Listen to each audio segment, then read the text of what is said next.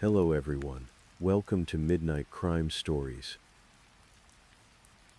I know many of you enjoy listening to these videos as you fall asleep, and I also know that this might be your first time coming across our channel. So before you drift off, I'd love for you to leave a comment letting me know where in the world you're tuning in from, and if you're enjoying the stories, don't forget to like and subscribe.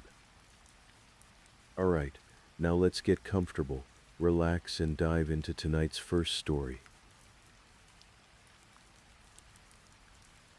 Tonight we're going to explore a case that begins in a small, picturesque town in upstate New York. A place where the streets are quiet, where neighbors know each other by name, and where nothing truly terrible was supposed to happen. But as we've learned time and again, darkness can find its way into even the most peaceful corners of our world. Get comfortable, settle into your pillows, let the weight of the day begin to lift from your shoulders. Tonight's story is about a mother named Michelle, a woman who loved her daughters more than anything in the world. It's about the subtle ways trust can be broken, and how years of manipulation can lead to an unthinkable act. So breathe slowly, and let's begin in the town of Corning, New York, where this story unfolds like a slow-moving river, dark and deep. Corning, New York, sits in the southern tier of the state, nestled in the Finger Lakes region.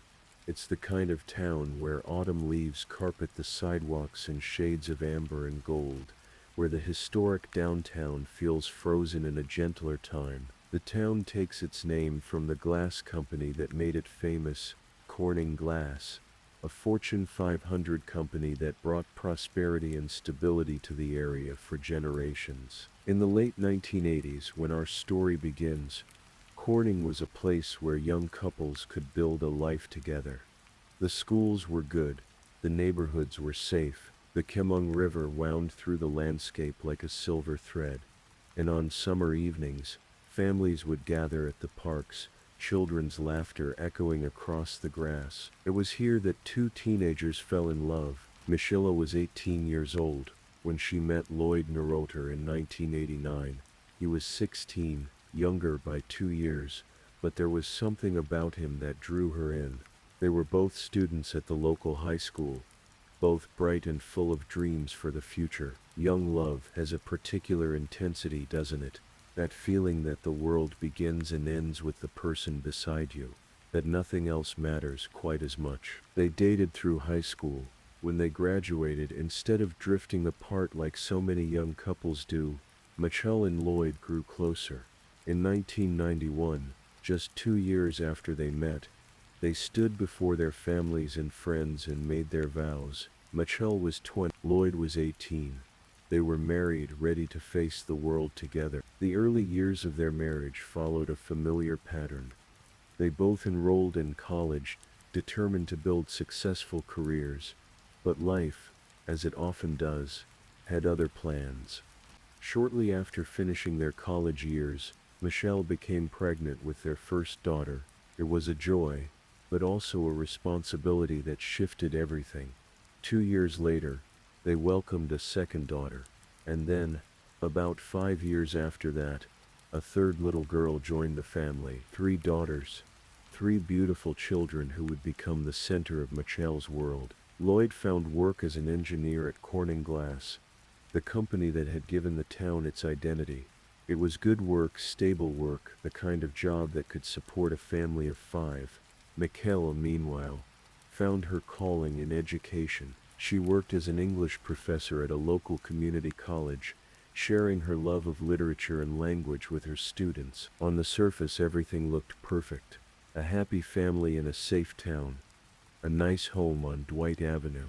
3 daughters growing up surrounded by love and opportunity. But inside the walls of the Neuroter home, something else was growing too. Something dark and quiet and corrosive. Something that would take years to fully reveal itself. As the daughters grew older, the marriage between Michelle and Lloyd began to show its fractures. It's difficult to pinpoint exactly when things started to fall apart. Perhaps it was always there, hidden beneath the surface. Perhaps it grew slowly, year by year, until the weight became too much to bear. Friends of Michelle would later recall that she seemed different when Lloyd was around. More cautious, more measured in her words. There were whispers, quiet observations that Lloyd was strict with the children. Some might say too strict. His parenting style bordered on the severe, a rigidness that could feel at times almost punishing. But the girls loved their father. Children have a way of normalizing whatever environment they grow up in, don't they? The rules that might seem harsh to outsiders become simply the way things are, and Lloyd, for all his strictness, was their father. He was present, he was involved in their lives. In 2008, when the youngest daughter was still quite small, Lloyd received a job offer that would change everything. It was a position in New Jersey, hours away from Corning, a career opportunity he felt he couldn't pass up. He wanted the family to move with him, to start fresh in a new place. Michelle said no. She had built a life in Corning. Her job was there. The girls were settled in their schools, surrounded by friends and familiar routines. The thought of uprooting everything, of leaving behind the only home her daughters had ever known, felt wrong to her. So they reached a compromise, though compromise might be too generous a word for what happened next. Lloyd would take the job in New Jersey. Michelle and the girls would stay in Corning. The family would be separated, but it would be temporary. Or so Michelle hoped. What's interesting, what friends and family members noticed almost immediately, was how Michelle seemed to blossom in Lloyd's absence. It was as if a weight had been lifted from her shoulders. She smiled more easily. She laughed more freely. She seemed for the first time in years relaxed. Lloyd, too, seemed content with the distance. The separation gave him space, freedom, a life apart from the daily responsibilities of family. And it was during this time apart that he made a decision. He wanted a divorce. The word itself is simple, final. But divorce is never just one thing. It's 1,000 small deaths, a dismantling of the life you thought you'd have. For Michelle, it meant facing an uncertain future as a single mother of 3. For the girls, it meant watching their parents' marriage come to an end, trying to understand why the people who were supposed to love each other forever couldn't find a way to stay together. In 2013, the divorce was finalized.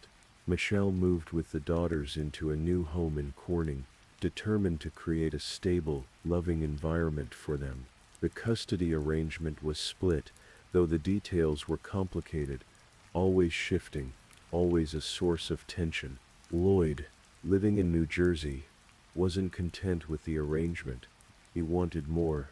He wanted full custody of the youngest daughter, Charlotte, who was still a child, still living primarily with Michelle, and he wanted to stop paying child support. He wanted to stop paying alimony. The financial obligations of the divorce felt, to him, like an unbearable burden, so he began to fight. Not just in the way most divorced couples fight, with lawyers and court dates and tense negotiations. No, Lloyd's fight became something more, something consuming, something that would eventually spiral into obsession. Over the course of the next few years, Lloyd filed 26 separate post-divorce motions with the family court. 26. To put that in perspective, most divorced couples might file 2 or 3 such motions over the course of their entire lives. But Lloyd filed 26 in just a few years, each one challenging some aspect of the custody arrangement, each one demanding changes, each one costing money that he claimed he didn't have. Michelle's lawyers were stunned by the relentless barrage of legal challenges. It was harassment disguised as litigation, a way of keeping Michelle constantly on edge, constantly defensive, constantly drained by the emotional and financial toll of fighting him in court again and again and again. And through it all, something else was happening. Something quieter but perhaps even more insidious. Lloyd was working to turn the daughters against their mother.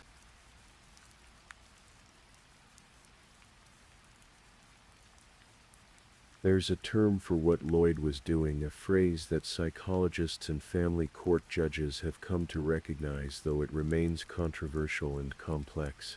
It's called parental alienation. Parental alienation occurs when one parent systematically undermines the child's relationship with the other parent. It's a form of psychological manipulation, a slow erosion of trust and love. The alienating parent plants seeds of doubt. They share twisted versions of events. They cast themselves as the victim, and the other parent as the villain. Over time, over months and years, the child begins to see the targeted parent through this distorted lens. And the most heartbreaking part, the child often doesn't realize it's happening. The manipulation is subtle, coercive, wrapped in expressions of love and concern. The alienating parent might say things like, "Your mother doesn't really care about you," or "If your mother loved you, she wouldn't do these things," or "I'm the only one who truly understands you." Small phrases, repeated often enough, can reshape a child's entire understanding of their family. Michelle saw it happening. She watched, powerless, as her relationship with her daughters began to change. The oldest daughter had already moved to live with Lloyd in New Jersey. After the divorce, Carrie, the middle daughter, went off to college at the Rochester Institute of Technology in 2014 to study engineering. But even from a distance, Lloyd's influence remained strong. Michelle tried to fight back against the alienation, but how do you fight something so insidious? How do you prove to your children that they're being manipulated when the manipulator has convinced them that you're the liar? She attended court hearings, pleaded her case, documented the ways Lloyd was interfering with her relationship with the girls. But the legal system moved slowly, and Lloyd was always one step ahead, always filing another motion, always finding another way to tie her up in court. By 2017, Lloyd was drowning in debt. He owed over $100,000, much of it related to the child support and alimony payments he was required to make to Michelle. The lawyer's fees from his endless court filings had piled up as well. He was working as an engineer, earning a decent salary, but the financial obligations of the divorce had become, in his mind, unsustainable. And so Lloyd began to formulate a plan, a terrible, unthinkable plan, a plan that would free him from his financial burdens, that would give him custody of Charlotte, that would finally end his battles with Michelle once and for all. He would kill her, but he wouldn't do it alone. He would need help. Someone he trusted, someone who was already under his control, someone who had been systematically alienated from Michelle over the course of years. He would ask Carrie.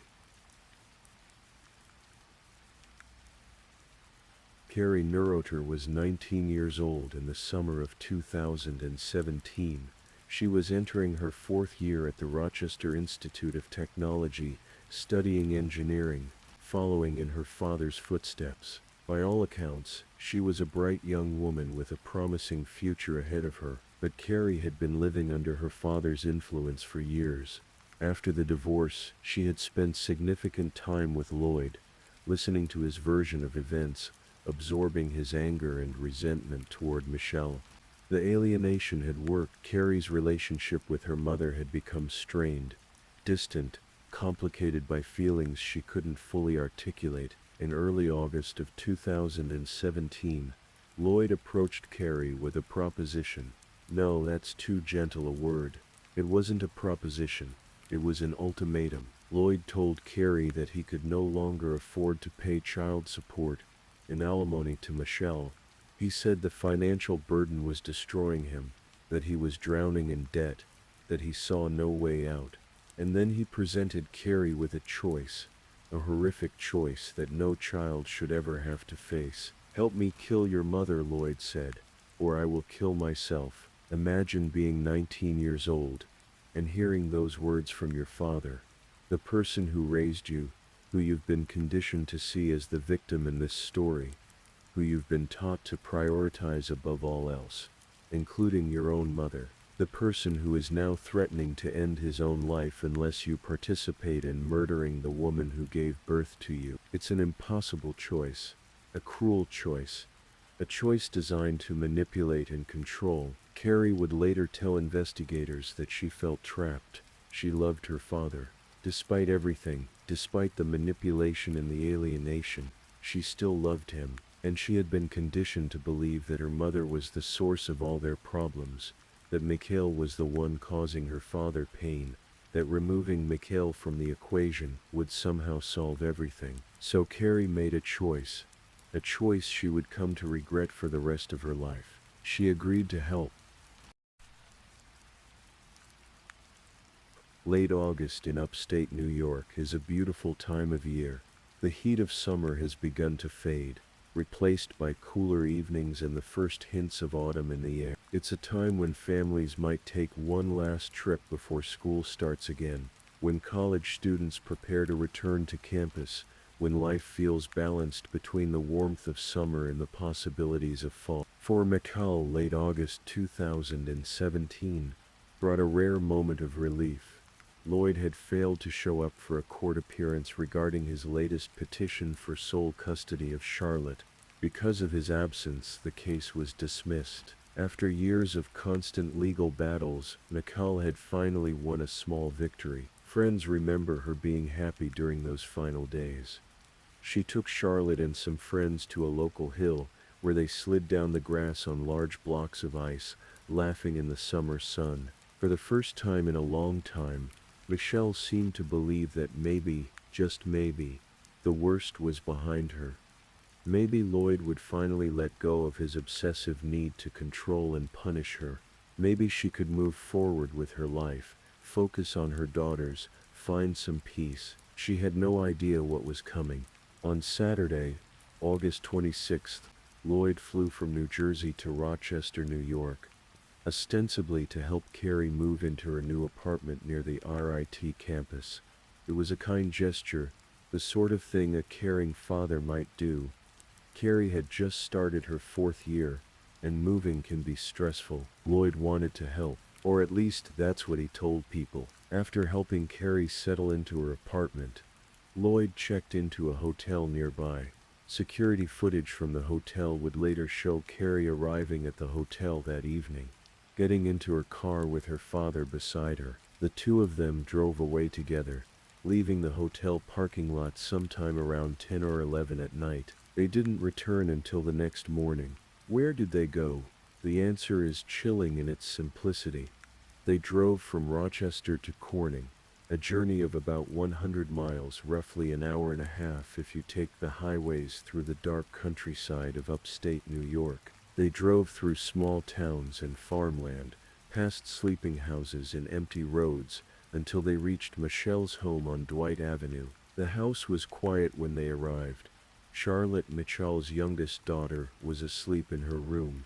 Michelle was in her bedroom, unaware that her ex-husband and her daughter had just crept into her home in the dead of night. Lloyd and Carrie moved through the house carefully, methodically.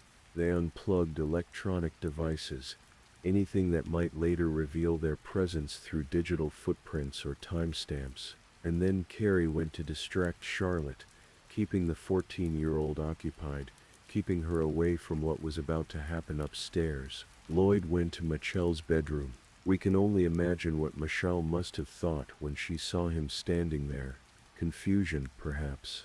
Fear. The realization that something was terribly, terribly wrong. Did she have time to scream? Did she try to fight back? The details are brutal, and I'll spare you the most graphic aspects, but what we know is this. Lloyd strangled Michelle to death in her own bedroom. It didn't take long. Strangulation, as a method of murder, is personal and intimate. It requires the killer to be close, to feel the victim's struggle, to watch the life leave their eyes. It is in many ways the opposite of a crime of passion. It requires sustained effort, sustained intent. You can't strangle someone by accident. When it was done, when Michelle was dead, Lloyd called Carrie upstairs. Together, father and daughter staged the scene to make it look like suicide. They fashioned a rope into a noose, positioned Michelle's body, arranged everything to suggest that she had taken her own life, and then they left. They drove back to Rochester in the pre-dawn darkness, arriving at Lloyd's hotel just as the sun was beginning to rise. Lloyd checked out later that morning and boarded a plane to California, where he had scheduled a job interview. The timing was perfect. He would be on the other side of the country when Michelle's body was discovered, giving him an alibi that seemed on the surface airtight. Carrie drove back to her apartment, where she tried to act as though nothing had happened, as though she hadn't just participated in the murder of her own mother. Monday, August 28th, 2017, began like any other day in Corning. The sun rose over the quiet streets. People went to work. Children prepared for school. It was the kind of ordinary morning that makes what came next all the more jarring. A family friend arrived at Michelle's house that afternoon to pick up Charlotte for swim practice. It was a routine they'd established, the friend helping out with transportation, Michelle always grateful for the support. But when the friend arrived and looked through the glass panes in the front door, something was wrong. They could see a figure inside, motionless, standing at the bottom of the stairs. Or no, not standing, hanging. The friend called 911, their voice shaking, trying to explain what they were seeing through the glass. The dispatcher sent police immediately. Sergeant John McDivitt was the first to arrive. He approached the front door, looked through those same glass panes, and saw what the friend had seen. Michelle Neurotter, 46 years old, mother of 3, hanging from a rope. The scene appeared to be a suicide. A tragic, devastating suicide. The kind of death that leaves a community reeling, wondering what signs they missed, what they could have done differently. Officers entered the home, confirmed that Michelle was deceased, and began the careful process of documenting the scene. But even in those first moments, something felt off. Police Chief Jeff Spaulding arrived and examined Michelle's body. There was a rope mark on her chin, a strange ligature pattern that didn't quite match what you'd expect from a hanging. It was, in Spaulding's words, unsettling. Michelle's mother, Jen Lundy, was notified of her daughter's death. The news was delivered with the gentleness such terrible information requires, but there's no easy way to tell a mother that her child is gone. Jen's reaction was immediate and certain. Her daughter did not commit suicide. Someone had killed her. And Jen had a pretty good idea who. Lloyd, she told police. Lloyd killed her. I don't know how, but he did it. The police were skeptical at first. Lloyd was in California, thousands of miles away on a job interview. How could he have been involved? But they agreed to investigate. They would treat Michelle's death as suspicious until they could definitively rule out foul play. They began by interviewing the people closest to Michelle. They spoke with friends, with colleagues, with family members, and they spoke with Carrie, who was with Charlotte at her apartment in Rochester. Carrie told the police that she had visited her mother on Saturday evening, the night before Michelle was found. She said that Michelle had become upset, angry, accusing Carrie of taking Lloyd's side in the custody battles. Carrie claimed her mother was screaming, out of control, and that she'd decided to leave, taking Charlotte with her to protect her younger sister from their mother's rage. It was a story designed to paint Michelle as unstable, as someone who might have been suicidal. But the police had questions. Why would Michelle be so upset on the same day she'd won a victory in court? Why would she rage at Carrie about something that had supposedly been resolved? The timeline didn't make sense. And then there were the physical details of the scene. The rope mark on Michelle's chin, the scratches on her face, the position of her body. The more closely the investigators looked, the more convinced they became that this was not a suicide. They requested a second opinion from the medical examiner. The examiner looked more carefully at Michelle's throat, at the damage that had been done. The injuries were not consistent with self-strangulation. They indicated the presence of another person, someone who had applied force externally. Someone who had strangled Michelle and then staged the scene to look like a suicide. It was murder. Once the death was officially ruled a homicide, the investigation shifted into a higher gear. Detectives began looking more carefully at everyone in Michelle's life, searching for anyone who might have had a motive to kill her. And the more they learned, the more their attention focused on Lloyd. Lloyd had motive. He owed Michelle over $100,000 in child support and alimony. He'd been fighting for years to gain custody of Charlotte. He'd filed 26 separate court motions, a pattern of obsessive, relentless legal harassment. Michelle's death would solve all of his problems. It would end the financial burden. It would give him custody. It would free him from the consequences of his divorce. But Lloyd had an alibi. He was in California when Michelle was killed. Security footage, plane tickets, hotel records, all of it seemed to confirm that he was thousands of miles away, unless he wasn't. Detectives started digging into Lloyd's movements in the days leading up to Michelle's death. They discovered that before flying to California, Lloyd had made a stop in Rochester. He'd helped Carrie move into her apartment. He'd stayed at a hotel, and that's when investigators found the security footage. The hotel cameras showed Lloyd leaving with Carrie late Saturday night. They didn't return until early Sunday morning, just hours before Lloyd's flight to California. Where had they gone? The hotel was about 100 miles from Corning, an hour-and-a-half drive each way, plenty of time to make the trip there and back in a single night. The pieces were starting to fall into place, but the police needed more. They needed proof that Lloyd and Carrie had been in Michelle's home. They needed evidence that could hold up in court, so they made a decision that would ultimately break the case wide open. They obtained a warrant to wiretap Carrie's phone.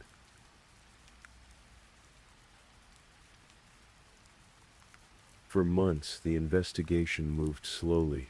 The police gathered evidence, built their case, but they needed something definitive, something that would prove beyond a reasonable doubt that Lloyd and Carrie were responsible for Michelle's death.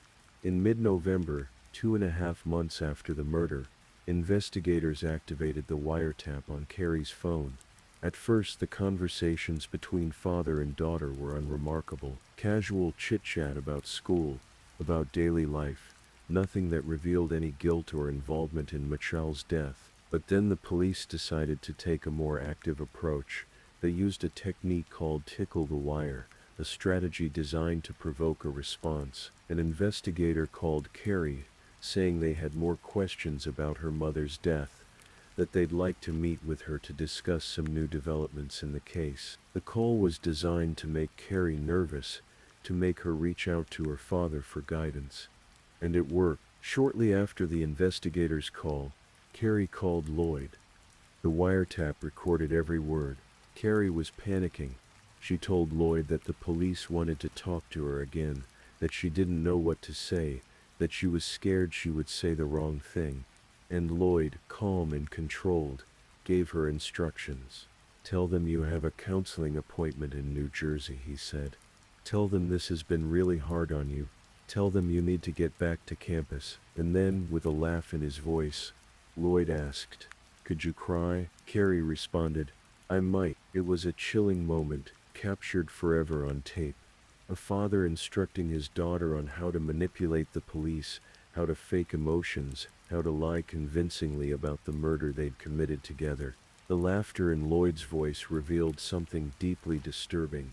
He didn't just see this as survival. On some level, he was enjoying it. The manipulation, the control, the game of outwitting the investigator. But Lloyd didn't know he was being recorded. He didn't know that every word he spoke was being documented, analyzed, used to build a case against him. The wiretap provided the evidence investigators needed. Combined with the hotel security footage, the inconsistencies in Carrie's original story, and the physical evidence from the crime scene, the police had enough to make their arrests. In January 2018, nearly 5 months after Michelle's death, warrants were issued for Lloyd and Carrie Neuroder. Carrie was arrested at her apartment in Rochester. She was 20 years old by then, just a few months past her 19th birthday when she'd participated in her mother's murder.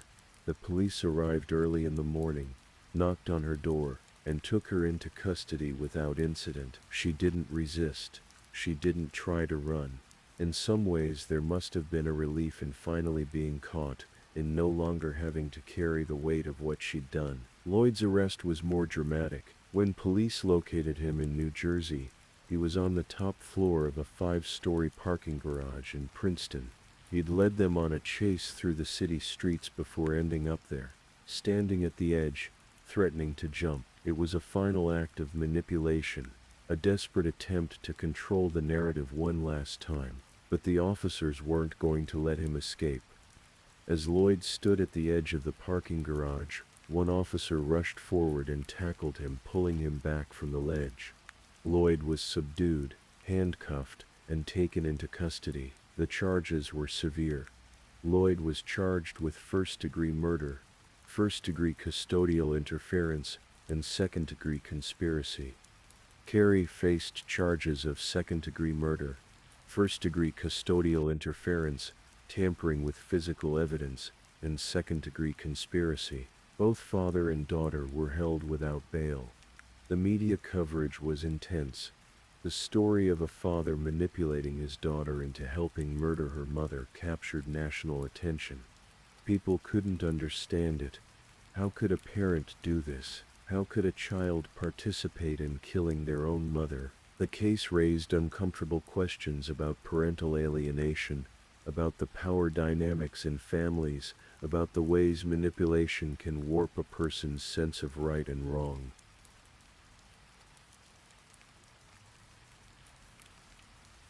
In October 2018, Lloyd Neuroder stood before a judge and pleaded guilty to first-degree murder, first-degree custodial interference, and second-degree conspiracy.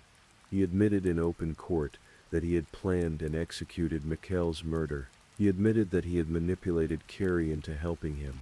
During his statement to the court, Lloyd addressed Michelle's family. He said he understood the consequences of his actions. He apologized, though the apology felt hollow, inadequate for the magnitude of what he'd done. His defense attorney tried to paint a picture of a man who loved his daughters, who was at peace with his fate. But the facts spoke for themselves. Lloyd had murdered his ex-wife to avoid paying child support. He had manipulated his daughter into participating in the crime. He had spent months trying to outwit the police, lying and scheming even as Michelle's family grieved. On December 4, 2018, Lloyd Neuroder was sentenced to life in prison without the possibility of parole. He would spend the rest of his days behind bars, never again to walk free. Carey's case was more complex. She had initially been charged with second-degree murder, but the district attorney Brooks Baker believed that Carey had been a victim herself. Not in the same way Michelle was a victim, but a victim nonetheless of years of psychological manipulation and abuse. Baker argued that Carey suffered from parental alienation syndrome, that Lloyd had systematically destroyed her relationship with Michelle, had twisted her perception of reality, had coerced her into participating in the murder through threats of suicide. The judge agreed. Carey was allowed to plead guilty to the lesser charge of second-degree manslaughter. She was sentenced to 1 to 3 years in state prison. The sentence was controversial. Some people believed Carey deserved much more time. That at 19 years old she was old enough to know that murder was wrong, that she should have gone to the police instead of helping her father.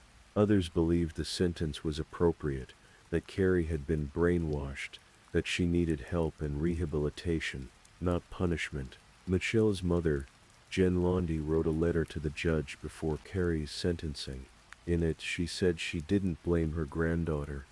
She believed Lloyd had manipulated Carey, had taken a vulnerable young woman and turned her into an unwilling accomplice. Jen wrote that she didn't believe Michelle would have wanted a long prison sentence for her daughter. It was an act of extraordinary grace and forgiveness, the kind that's difficult to comprehend from the outside looking in. Carrie was sent to Bedford Hills Correctional Facility for Women in Westchester County. She served approximately 1 year before being released on parole in January 2020. She was 22 years old when she walked out of prison, trying to rebuild a life shattered by her father's manipulations and her own terrible choices. The youngest daughter, Charlotte, was placed in foster care following the arrests. At just 14 years old, she had lost her mother to murder, and both her father and sister to prison. The other two daughters had to grapple with the reality that their father had killed their mother, that their sister had helped him do it. The trauma rippled outward, touching everyone who had known the Neuroder family. Friends struggled to reconcile the people they thought they knew with the monstrous acts that had been committed. How do you make sense of it? How do you understand how love can be twisted into something so dark? Jan Lundy became Charlotte's guardian, determined to help her youngest granddaughter heal from the unimaginable trauma she'd endured. Jan also made it her mission to preserve Michelle's memory, to tell her daughters the truth about who their mother really was. She wanted them to know that Michelle had loved them fiercely, had fought for them, had never stopped trying to protect them from Lloyd's influence. It's a truth that Carrie came to understand during her time in prison. Away from Lloyd's influence, she began to see the manipulation for what it was. She expressed deep regret for her role in her mother's death, acknowledging that she had been wrong, that she had allowed herself to be used as a weapon against someone who had only ever wanted to love her. Whether that remorse is enough, whether it can ever be enough, is not for any of us to say. Some wounds cut too deep to ever fully heal. Lloyd Neuroder remains in prison, currently housed at the Green Haven Correctional Facility in Stormville, New York. He will die there, his life reduced to the confines of a cell, his legacy one of violence and manipulation. Michelle is buried in Corning, the town she loved, the town where she raised her daughters. Her friends remember her as kind, generous, always willing to help others. They remember her smile, her warmth, her dedication to her children. They remember a woman who deserved so much better than the hand life dealt her.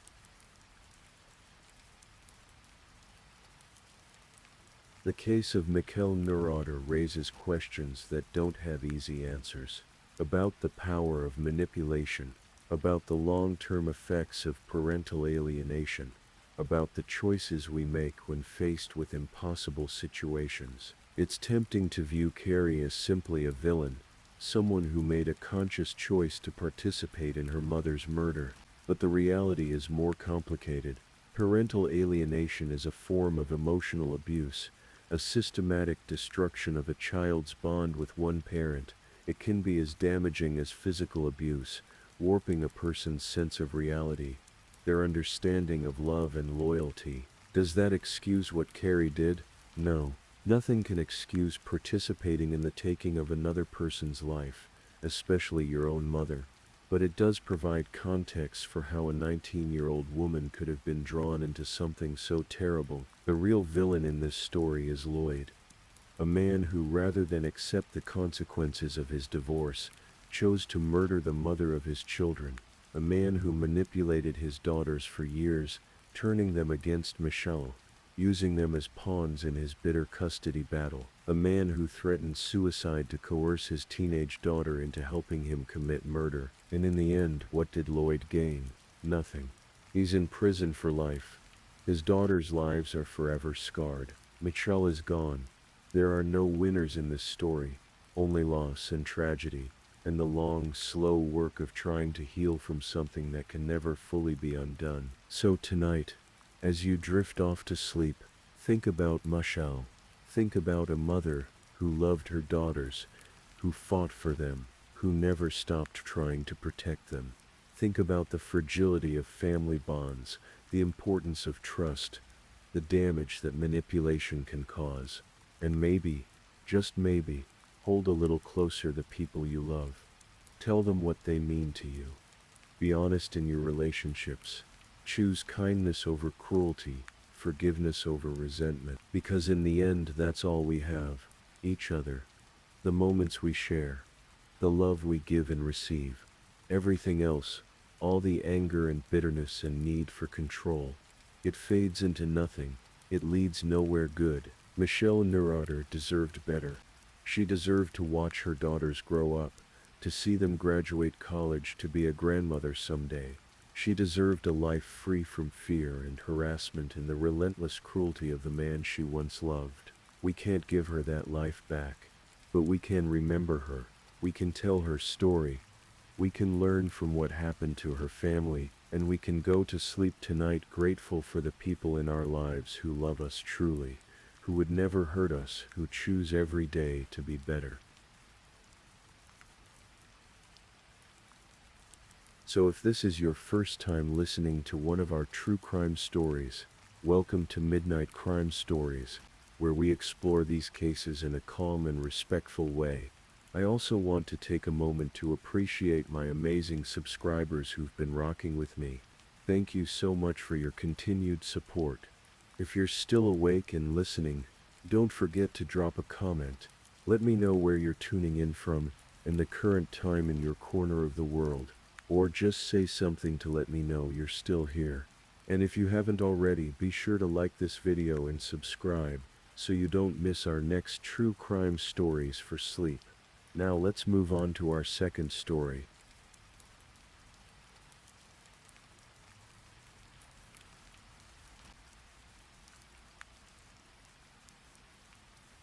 Story 2. Tonight we journey into a story that unfolded in the quiet, snow-covered streets of Pittsford, New York. A story of secrets hidden behind closed doors, of a family fractured by years of pain, and of a single, devastating decision made on a cold February night in 2015.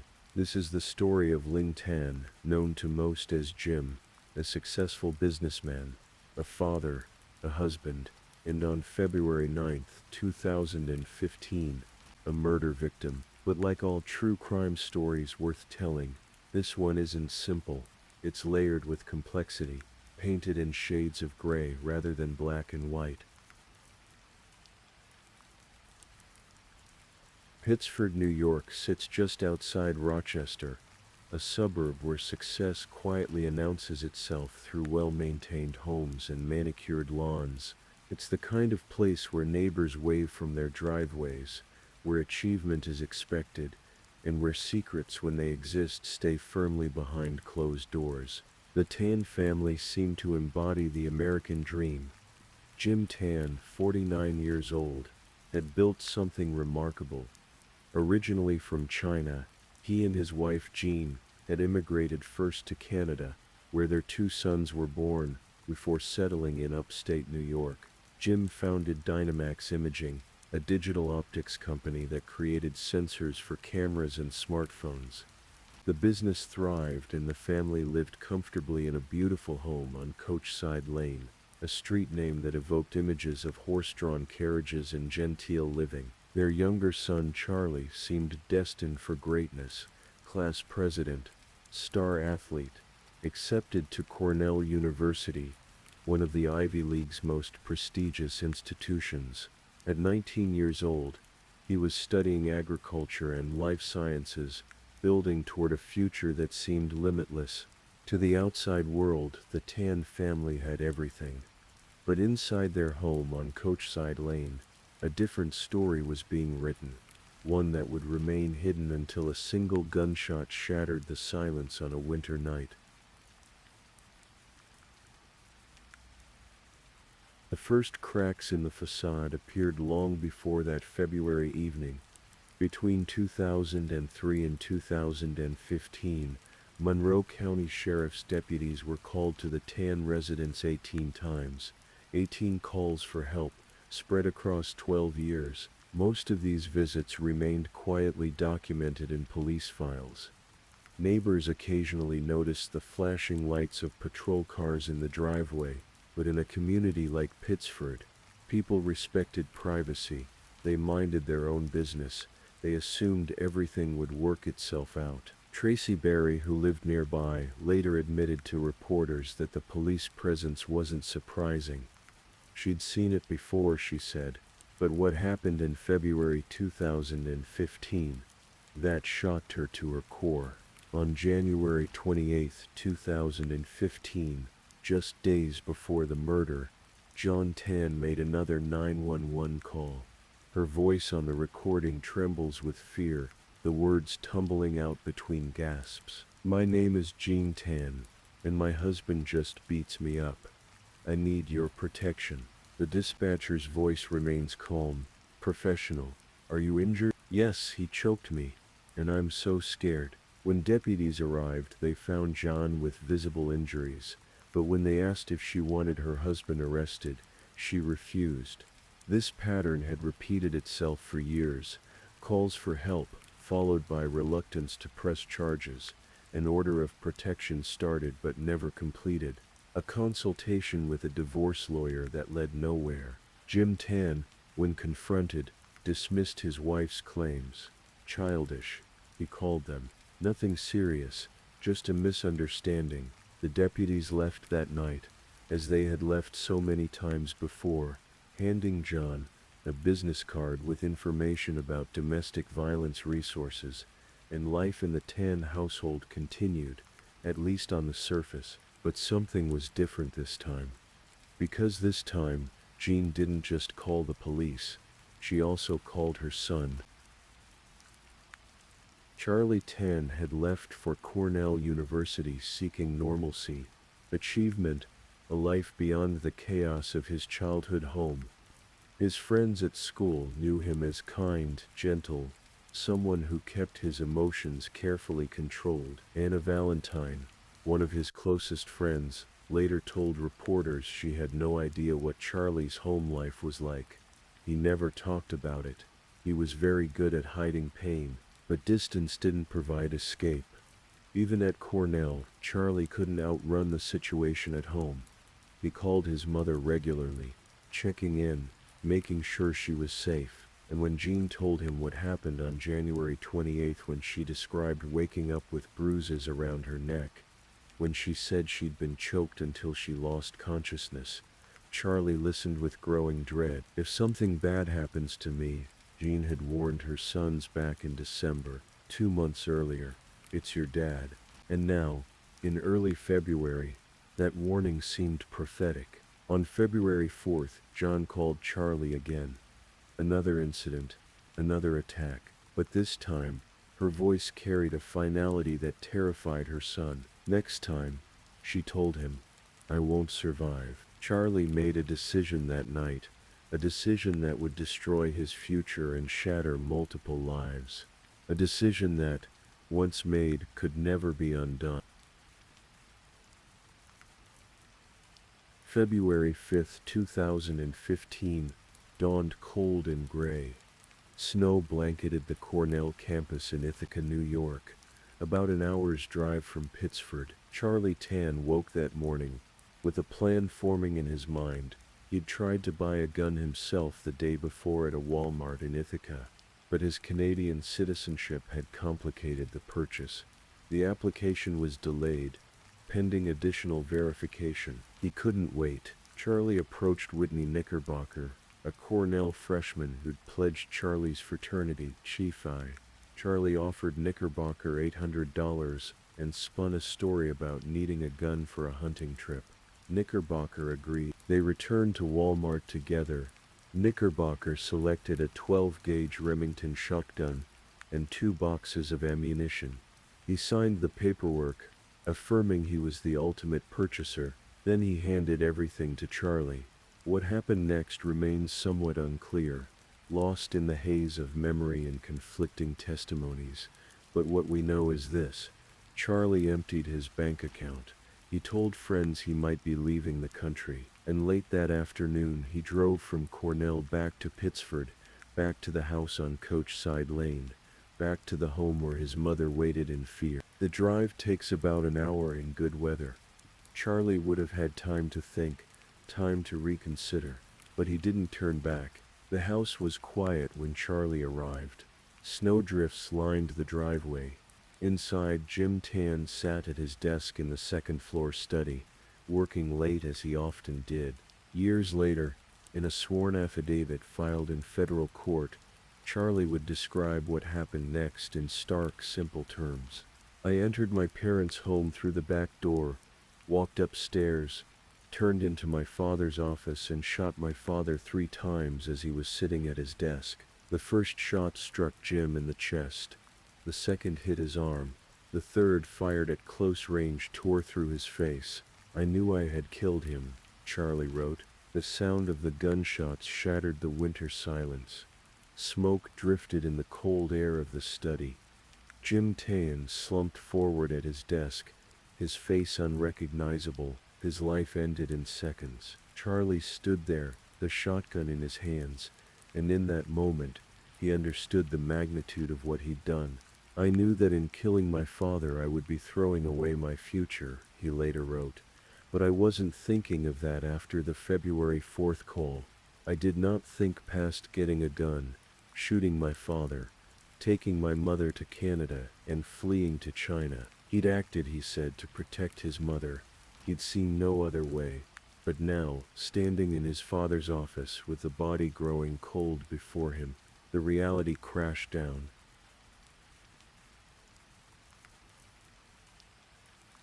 Four days passed before anyone reported the murder. 4 days of silence, of cleanup, of desperate planning. On February 9th, at approximately 6:10 in the evening, Jean Tan called 911.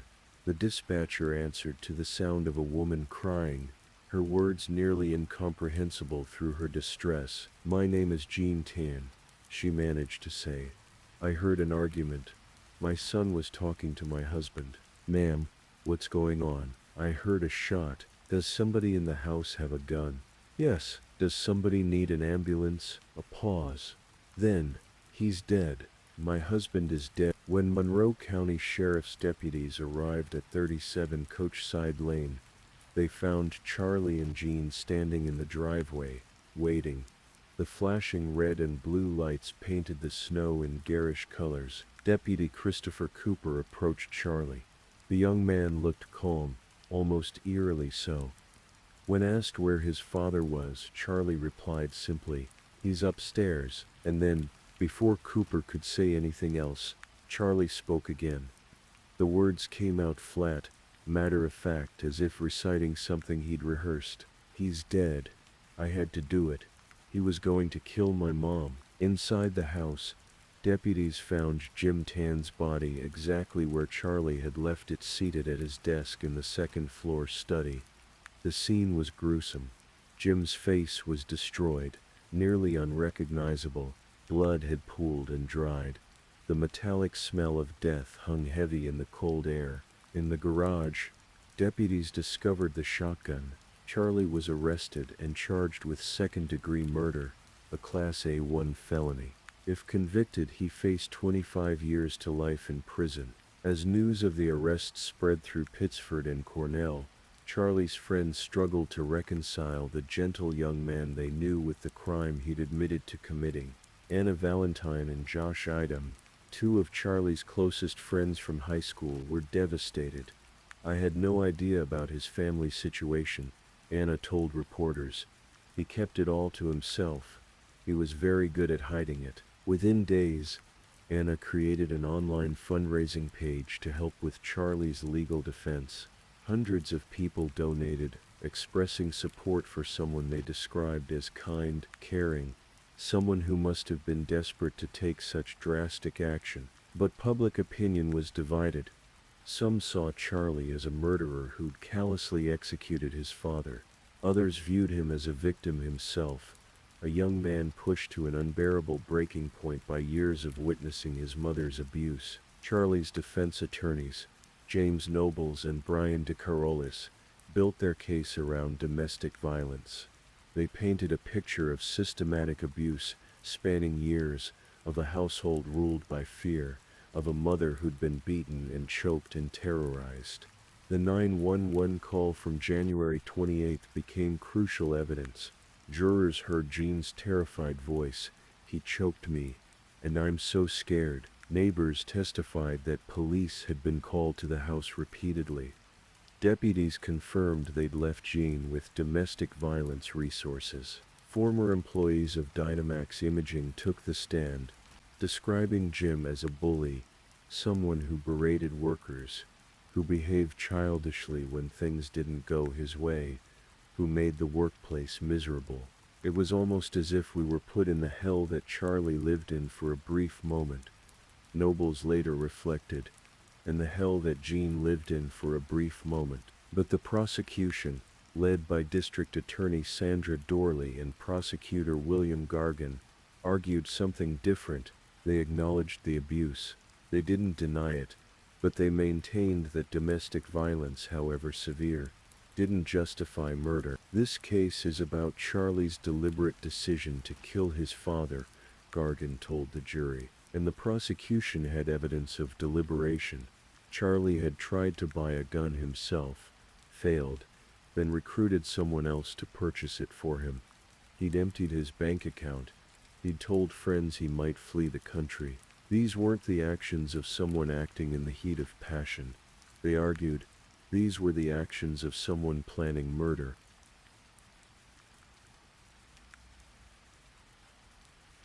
The trial began in September 2015, 8 months after the killing.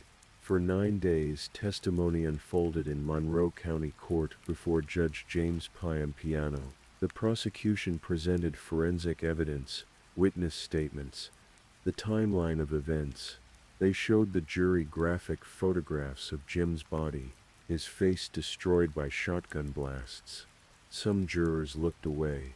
Others stared, trying to process the violence. But the prosecution faced challenges. They had no eyewitnesses who could place Charlie at the scene at the moment of the murder. The only forensic evidence linking Charlie to the gun was his fingerprints on the ammunition. But as the defense pointed out, he could have touched those shells before the shooting, after the shooting, at any time. The gun itself bore no trace of Charlie's DNA. The defense maintained that Charlie hadn't pulled the trigger at all. They suggested, carefully and without stating it outright, that perhaps Jean had been the shooter. Perhaps she'd finally had enough. Perhaps she'd acted in self-defense, and Charlie was covering for her. The timeline was murky. The prosecution believed Jim died on February 5th, but they couldn't prove it conclusively. Computer activity suggested someone had used Jim's devices between February 5th and 9th, complicating the narrative. And then there was Charlie's confession to Deputy Cooper, "I had to do it. He was going to kill my mom." But was this a genuine confession, or had Charlie been protecting his mother from the moment deputies arrived? After 9 days of testimony, the case went to the jury. 10 women and 2 men deliberated for 8 days, requesting testimony to be read back, examining evidence repeatedly. The jury was deadlocked. Some believed Charlie was guilty of murder. Others felt the domestic violence created reasonable doubt. Still others wondered if Jean, not Charlie, had pulled the trigger. On October 8, 2015, Judge Piampiano declared a mistrial. A mistrial isn't an acquittal. The prosecution could try Charlie again.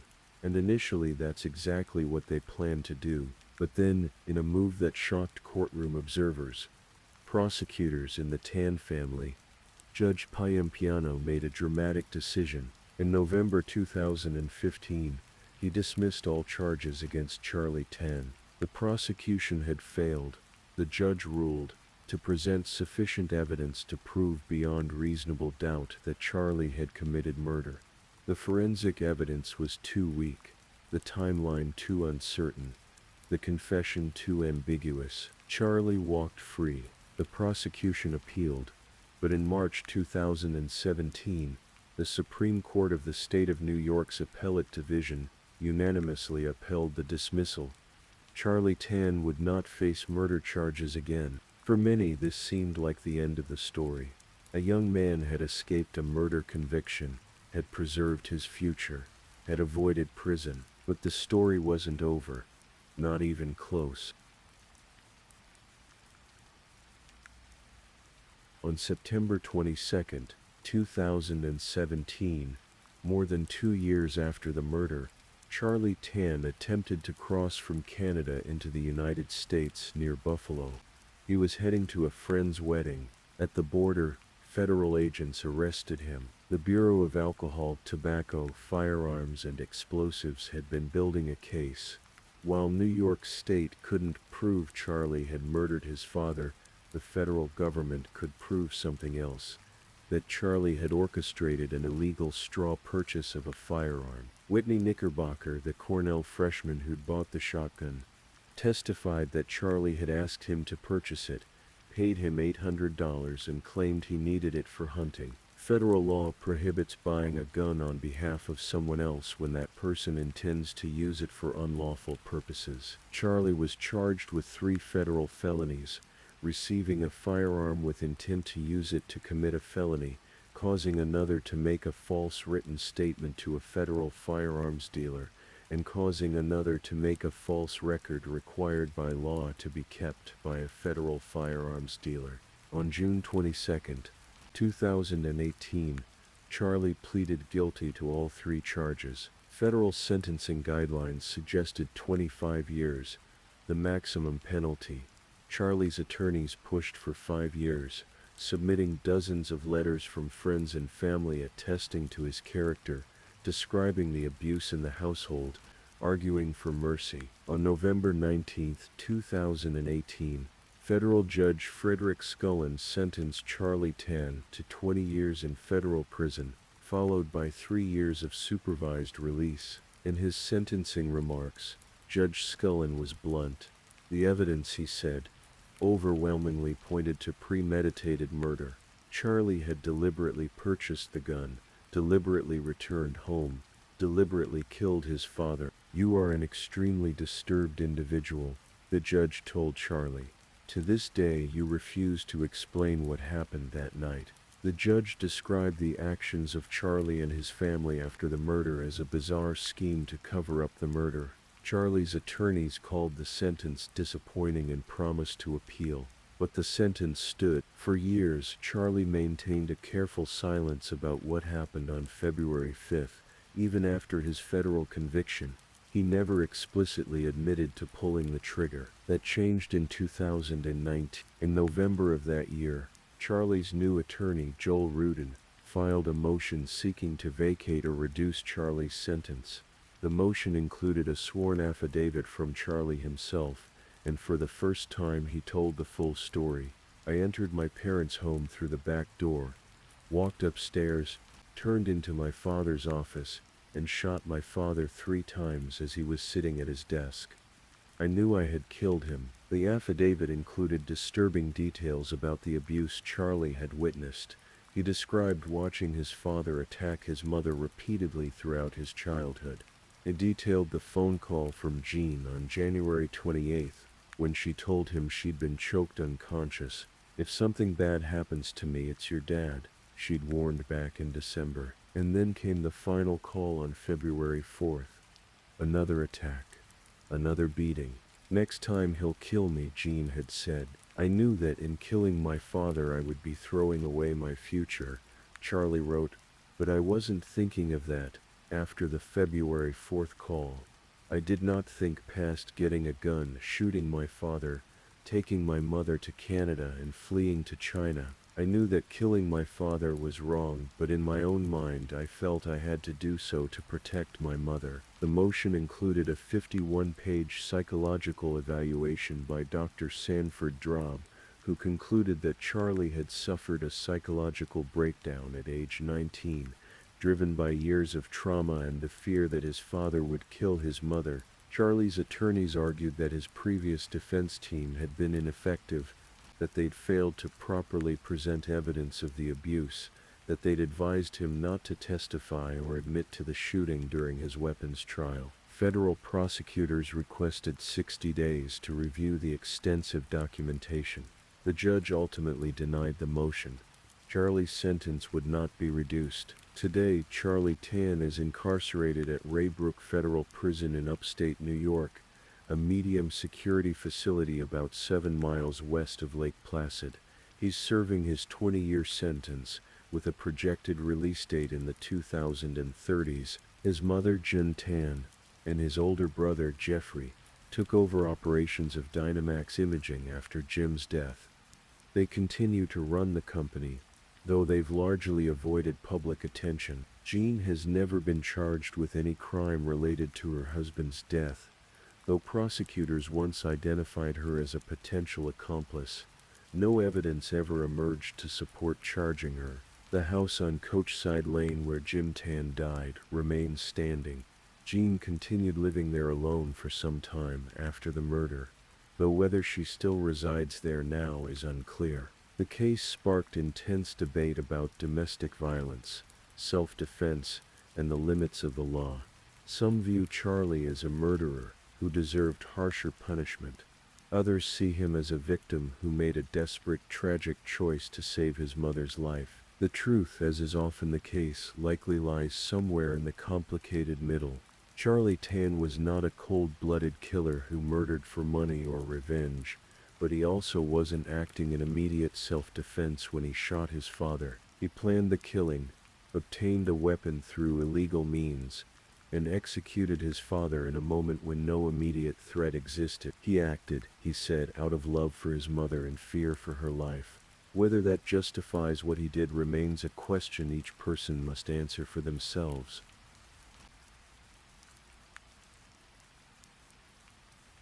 The story of Ling Tan's murder reminds us that the most devastating tragedies often unfold behind closed doors, in homes that appear peaceful from the outside, in families that seem successful and intact. 18 calls to police over 12 years, 18 opportunities for intervention, and yet the abuse continued, escalating, until a 19-year-old college student believed murder was his only option. What could have been different?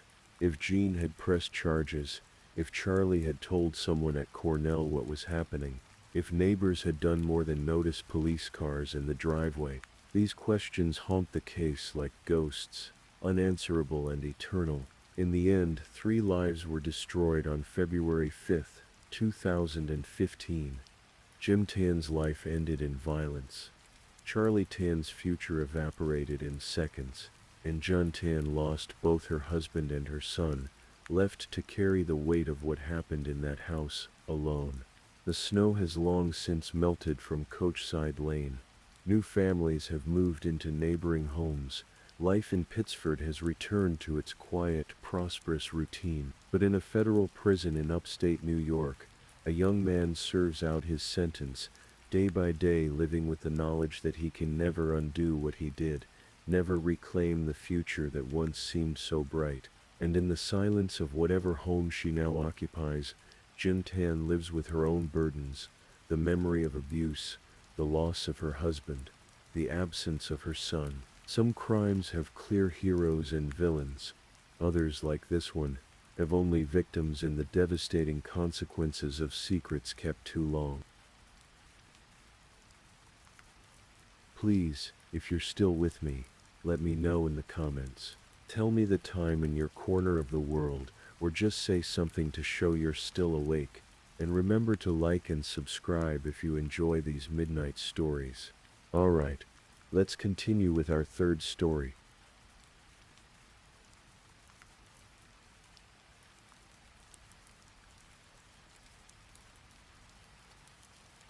Story 3.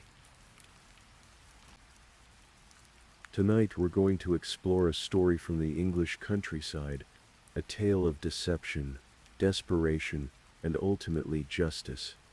So as we settle in, let your mind drift as we journey back to 1984, to a small village in the Cotswolds, where nothing ever seemed to happen until it did.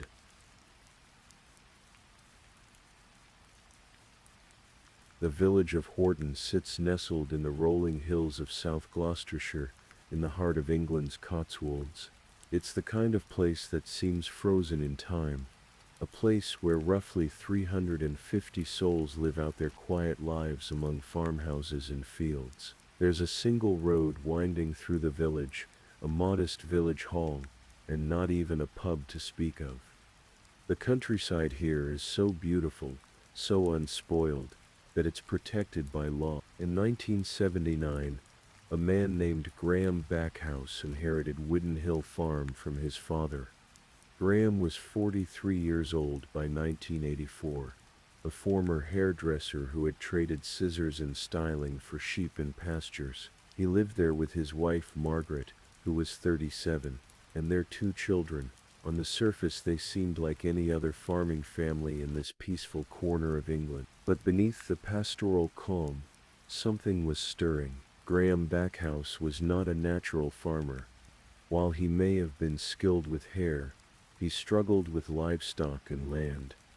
The farm his father had left him was slowly slipping through his fingers. By the spring of 1984, Graham found himself drowning in debt, £70,000, a staggering sum at the time. The weight of it pressed down on him, day after day, as he walked the fields and tended the sheep. And Graham had another problem. He was not faithful to his wife. His affairs were something of an open secret in the small village, whispered about in hushed tones. He'd been involved with several women in the area, including the wives of men he knew, and even a young shepherdess who worked on a neighboring farm. In a community as tight-knit as Horton, where everyone knew everyone else's business, where, as one local put it, they all knew each other very well, some too well. Graham's behavior had not won him many friends. But Margaret seemed devoted to him. She was elegant, gentle, a good mother to their children. By all accounts, she loved her husband, despite his failings. In March of 1984, something strange began to happen at Wooden Hill Farm.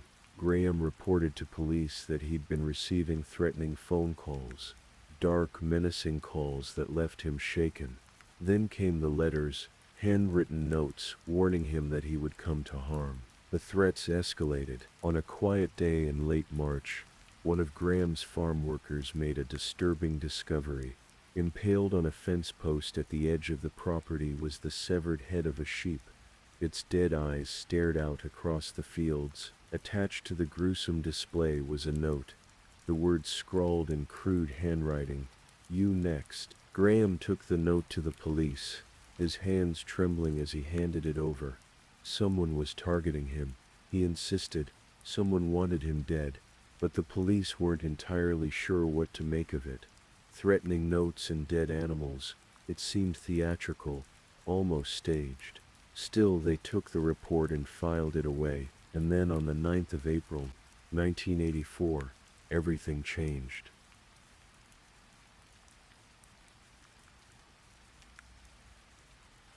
It was an ordinary morning. Margaret Backhouse needed to take the children to school and run some errands in town. Her own car wouldn't start, one of those small inconveniences that pepper everyday life. Graham, being the helpful husband, offered her his Volvo station wagon instead. Margaret thanked him, gathered her things, and walked out to the garage. She climbed into the driver's seat. The leather was cold against her legs. She inserted the key into the ignition and turned it. The world exploded. A pipe bomb hidden beneath the driver's seat detonated with a deafening roar.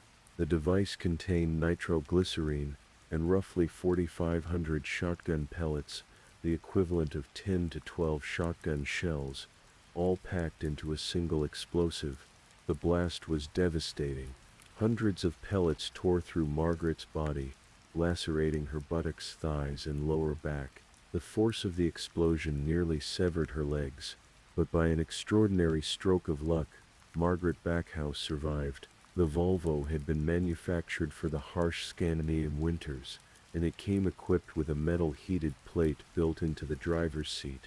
That plate deflected much of the blast's force away from Margaret's vital organs. The bomb that should have killed her instantly instead left her grievously wounded but alive. A neighbor, Susan, was nearby when she heard the explosion. She came running, shouting Margaret's name. Graham emerged from the milking shed. He'd been out of earshot of the blast. When he saw his wife's injuries, witnesses would later say he turned pale and began shaking violently. He ran into the farmhouse and called for an ambulance, then returned with a blanket to lay over Margaret's broken body. Through the pain and shock, Margaret managed to whisper to him, "Don't move me. Don't touch me." Margaret was rushed to the hospital, where surgeons worked for 7 hours to remove the embedded shrapnel and save what tissue they could. Meanwhile, police sealed off Wooden Hill Farm. An army bomb disposal unit was called in to clear the scene and ensure there were no other devices. Once they deemed it safe, police explosive experts began processing the wreckage of the Volvo. From the outside, the car looked almost normal, but beneath told a different story. The bomb had been meticulously wired to the car's fuse box and heater. The heater had been turned on full, so that the moment Margaret turned the ignition key to the position just before starting the engine, an electrical current would flow through the circuit and detonate the device. It was a crude bomb, but effective. Whoever had built it knew what they were doing. That same day, another letter arrived at Wooden Hill Farm. The handwriting was rough, deliberately misspelled. "Came Tice last week, but the pigs were about see you soon." The police now believed that Graham Backhouse was the target of a serious murder plot. They placed him under 24-hour protection, with officers stationed at the farm around the clock. Graham cooperated fully with the investigation, answering their questions with apparent openness. He had theories, he told them, about who might want to hurt him. He admitted his affairs, confessed them readily, almost proudly. Perhaps it was a jealous husband, he suggested. David Hodkinson, for instance.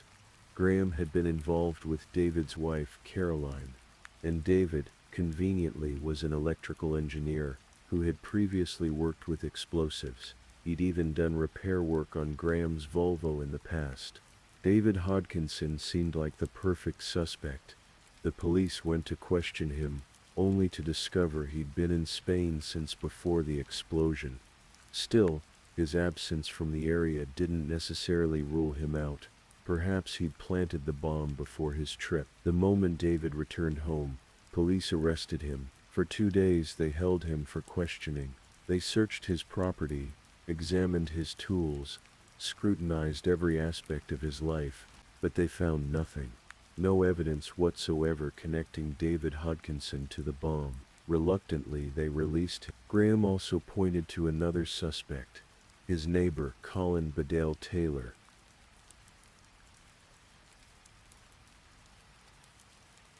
Colin Bedell Taylor was 63 years old, a craftsman who lived on an adjacent property. He and Graham had been having a dispute over property boundaries, one of those tedious conflicts between neighbors that can fester for years. But there was something else. Colin's son, Digby, had died in a car accident in 1982. The loss had devastated Colin, left him somewhat withdrawn and erratic in his grief. Graham suggested to police that perhaps Colin blamed him for Digby's death in some way. Perhaps Colin's grief had twisted into something darker, something dangerous. The police investigated Colin Bedell Taylor. They found no evidence connecting him to the threats or the bombing, but they kept him on their radar. After all, the bomber was still out there somewhere, still dangerous. 9 days after the explosion, Graham made an unusual request. He asked that the 24-hour police guard be removed. It was too intrusive, he said, too disruptive to farm life. But he did accept an alternative, a panic button, installed in the farmhouse, that would connect directly to the local police station if pressed. One push, and officers would be dispatched immediately. The police agreed to the arrangement, though some felt uneasy about leaving Graham unprotected. And so, life at Wooden Hill Farm settled into an uneasy rhythm. Margaret remained in the hospital, slowly recovering from her terrible injuries. Graham tended the farm and waited, the panic button nearby, a red emergency light in the darkness. On the 30th of April, 1984, just 3 weeks after the car bombing, the panic button was activated. Police Constable Richard Yadden was among the first to arrive at Wooden Hill Farm. What he found there would haunt him for years to come. In the kitchen, at the foot of the stairs, lay the body of Colin Bedell Taylor. He'd been shot twice in the chest at point-blank range with a shotgun. The blasts had killed him almost instantly. Clutched in his right hand was a Stanley knife, a utility blade with initials etched into the handle. And there, lying on the floor of the lounge, was Graham Backhouse. He was drenched in blood, slashed multiple times across the face and chest. Deep wounds gaped open, blood pooling beneath him. He was conscious but weak, his breathing labored. When the police managed to get Graham's story, it seemed to confirm their worst fears. Colin Bedell Taylor had come to the farm, Graham said. He'd told Graham he wanted to look at some furniture Graham was selling, just a neighborly visit, but once inside, Colin had turned on him. He'd accused Graham of being responsible for his son Digby's death. And then Colin had confessed everything. He'd planted the car bomb. He'd written the threatening letters. He'd put the sheep's head on the fence. All of it. It had been Colin all along. And then Graham said Colin had attacked him with the Stanley knife.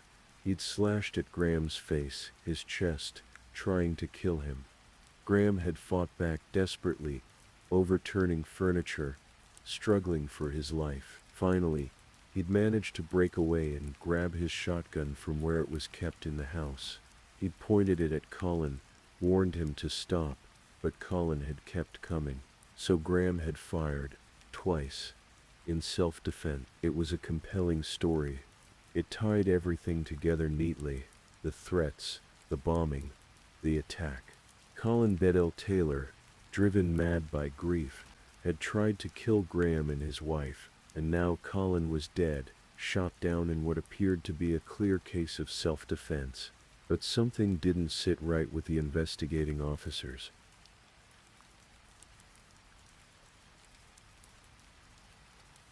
Detective Constable Steph Burden was one of the officers who arrived at the scene that day. Years later, she would remember the blood, so much blood. But it was the pattern of the blood that troubled her. When someone is attacked with a knife, when there's a struggle, blood flies. It splatters across walls, flings off in arcs and streaks as the weapon moves through the air. Cast-off blood spatter, the forensic experts call it. It tells the story of violence in motion. But in Graham Backhouse's kitchen, the blood drops were round, perfectly circular. That meant the blood had dripped straight down, falling at a 90-degree angle to the floor.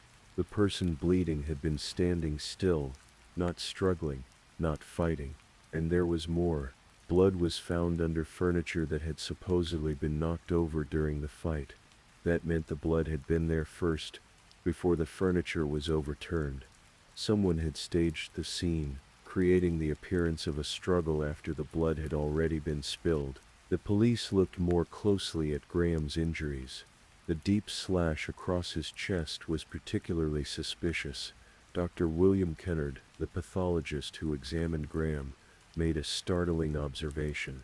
That wound, he said, could only have been inflicted if Graham had stood perfectly still. If someone had been attacking him with a knife, if he'd been fighting for his life, his body would have recoiled, pulled back instinctively. The wound would have been deeper at the initial point of contact, and would have become shallower as the blade traveled. But Graham's wound was consistent, the same depth throughout its length. Graham's wounds, Dr. Kennard concluded, were self-inflicted. And then there was Colin Bedell Taylor's body. He'd been found clutching the Stanley knife in his right hand. But when forensic investigators examined him closely, they made a crucial discovery. Colin's entire right palm was covered with his own blood. Not splattered blood, not blood from the knife, his own blood, from the gunshot wounds. If Colin had been holding the knife when he was shot, there would have been a void, a clean space on his palm where the knife handle had been. But there was no void. The blood covered every inch of his hand. That meant Colin Bedell Taylor had not been holding the knife when he was shot. Someone had placed it in his hand afterward. The Stanley knife itself was another piece of evidence. It had initials carved into the handle, but they weren't Colin's initials, and when police searched Colin's workshop, they found he owned roughly 500 tools. Not one of them was marked with his initials. Colin Bedell Taylor was a craftsman, proud of his work, but he wasn't in the habit of inscribing his tools. The knife, the police realized, had been placed there to frame a dead man. The investigation shifted. Police obtained a warrant to search Whidden Hill Farm more thoroughly, and in a drawer in Graham Backhouse's house, they found a note. Inside that notebook was a doodle, just an idle drawing, the kind of thing someone might sketch while talking on the phone or thinking through a problem. But this doodle was important, very important, because when document examiner Mike Hall had examined the threatening note that had been attached to the sheep's head, the note that read, "You next," he'd noticed something. On the back of the paper there was a faint impression. Someone had written on a sheet of paper that had been sitting on top of the threat note, and the pressure of the pen had left an indentation. That indentation formed a doodle, and now, here in Graham Backhouse's drawer, was the matching doodle. Identical, the same loops, the same line. There was more.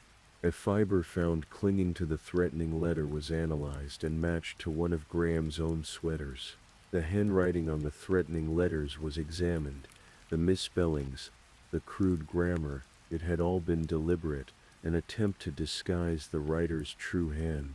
But handwriting analysis revealed the truth.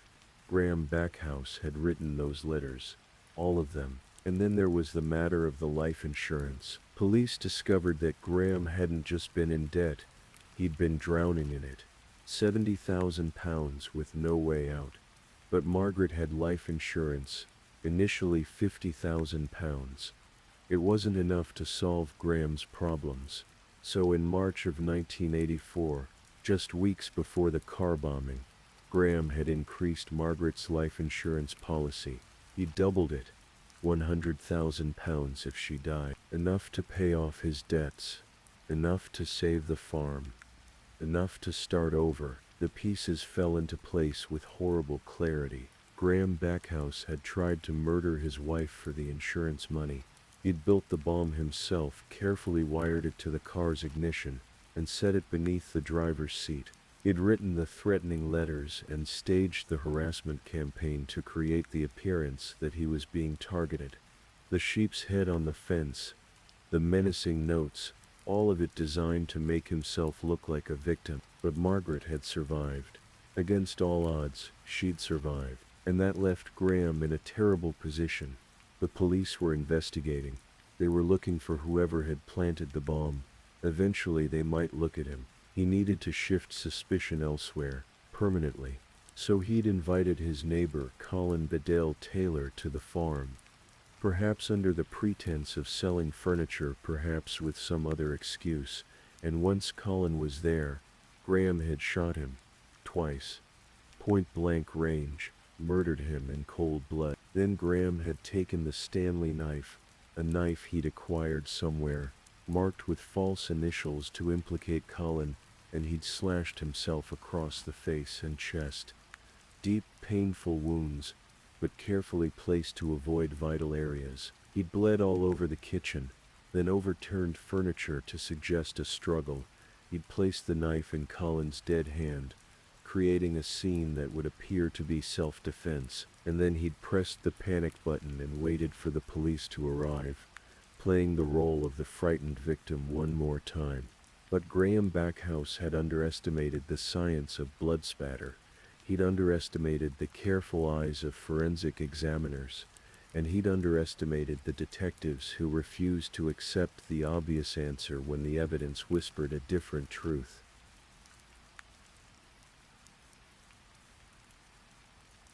On the 13th of May, 1984, Graham Backhouse was arrested.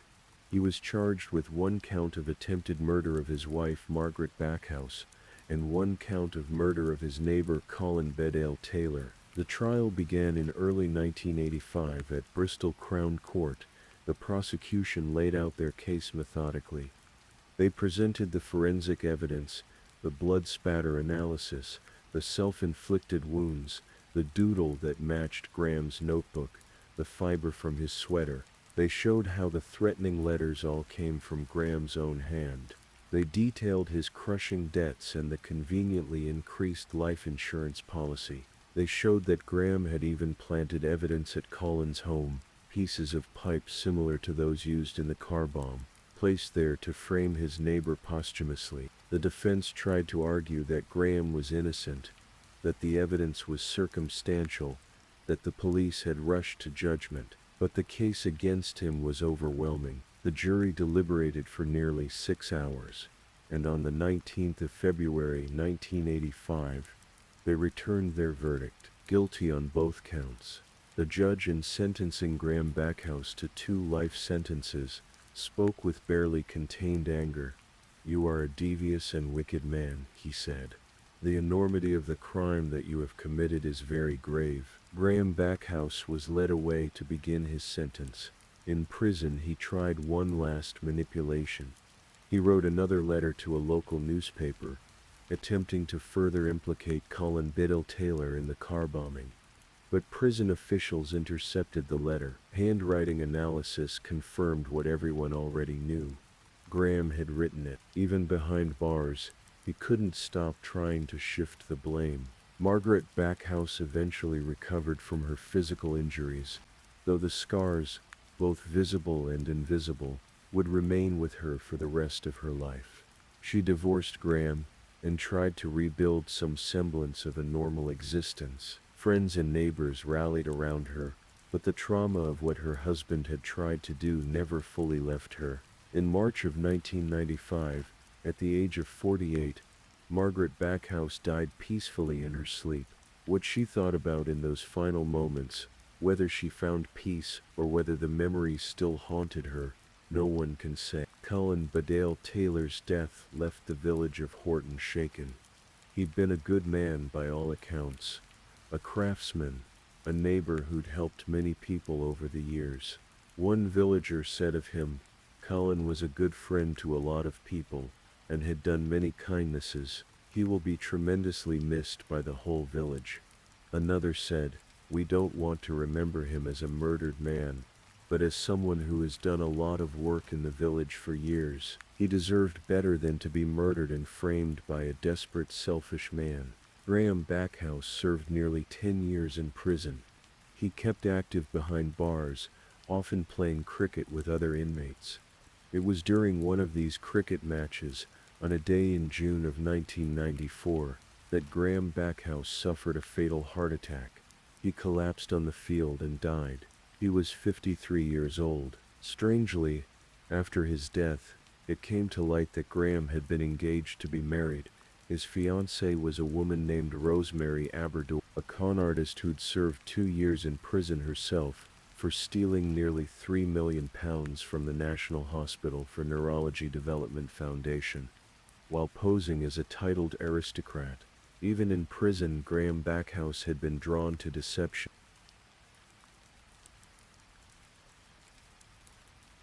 The case of Graham Backhouse remains a stark reminder of how far desperation can drive a person. Here was a man who, faced with financial ruin, decided that the life of his devoted wife was worth less than £100,000. When that plan failed, he murdered an innocent neighbor to cover his tracks, framing a grieving father and widow for crimes he himself had committed. But the case also stands as a testament to the power of forensic science and careful investigation. The round blood drops on the kitchen floor, the void that should have been on Colin's palm, the faint impression of a doodle on the back of a threatening note. These small details, easily overlooked, told the truth when lies might have prevailed. In the village of Horton, life went on. The fields turned green each spring, the sheep grazed on the hillsides, and the farms endured as they had for generations. But the people there never forgot what had happened at Widden Hill Farm. They never forgot Margaret, who survived the unsurvivable. They never forgot Colin, murdered for the crime of being in the wrong place when a desperate man needed a scapegoat. And perhaps, in the quiet moments of an English evening, when the sun sets over the Cotswolds and the shadows grow long. They remember Graham Backhouse too, not with sympathy, but as a cautionary tale, a reminder that darkness can flourish even in the most beautiful places, and that the person who claims to be the victim may sometimes be the perpetrator. Please, if you haven't drifted off yet, check in with me. Tell me which story has been the most chilling so far, the first, the second, or the third. And if you're enjoying these stories, please like and subscribe. It really helps the channel grow. Now, let's move on to story number 4.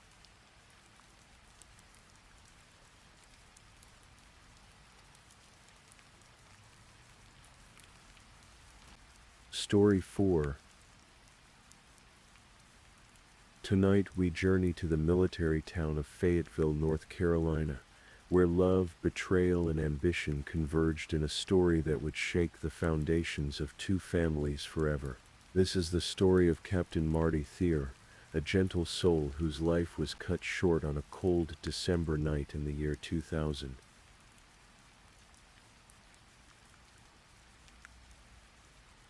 In the late 1980s, in the sprawling landscape of Denver, Colorado, two young people met in high school. Their names were Frank Martin Thier, who went by Marty, and Michelle Catherine Forcier. Both came from military families, children raised on bases around the world, moving from place to place as their parents served their country. This shared experience created an instant bond between them. Marty was born in Würzburg, Germany in February of 1969, the son of Linda Gettler. He grew up as a quiet, gentle boy who loved playing ball and board games with the neighborhood children. Those who knew him described him as tender-hearted, someone without a mean bone in his body, someone who wouldn't say a bad word about anyone. He was the kind of person who made friends easily, though he wore a reserved, thoughtful demeanor. Michelle was born in December of 1970 in Denver.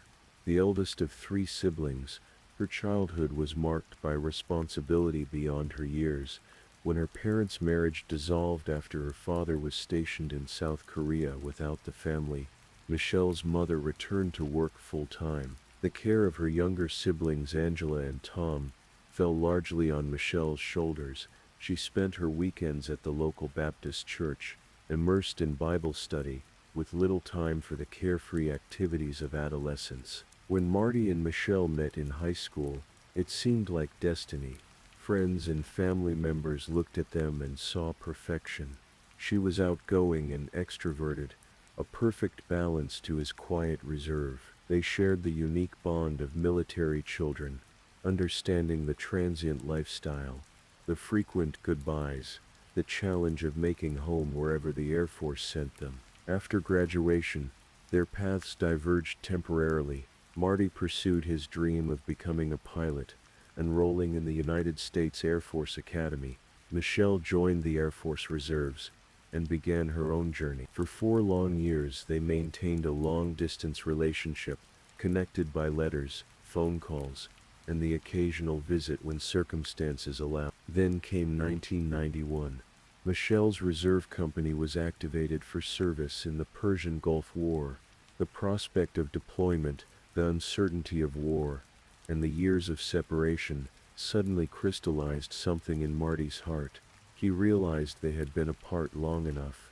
Before she deployed, he proposed to his high school sweetheart, and Michelle said yes. They married that same year, shortly after Marty graduated from the Air Force Academy.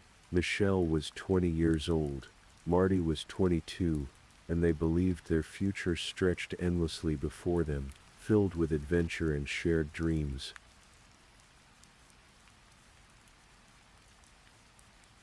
Marriage in the military is never simple. For the next 9 years, Marty and Michelle bounced from base to base, state to state, Oklahoma, Alabama, Florida. Each new posting meant packing up their lives, saying goodbye to new friends, starting over in another unfamiliar town. It was the life they had known as children, and now it defined their marriage. Marty rose through the ranks, eventually becoming a captain.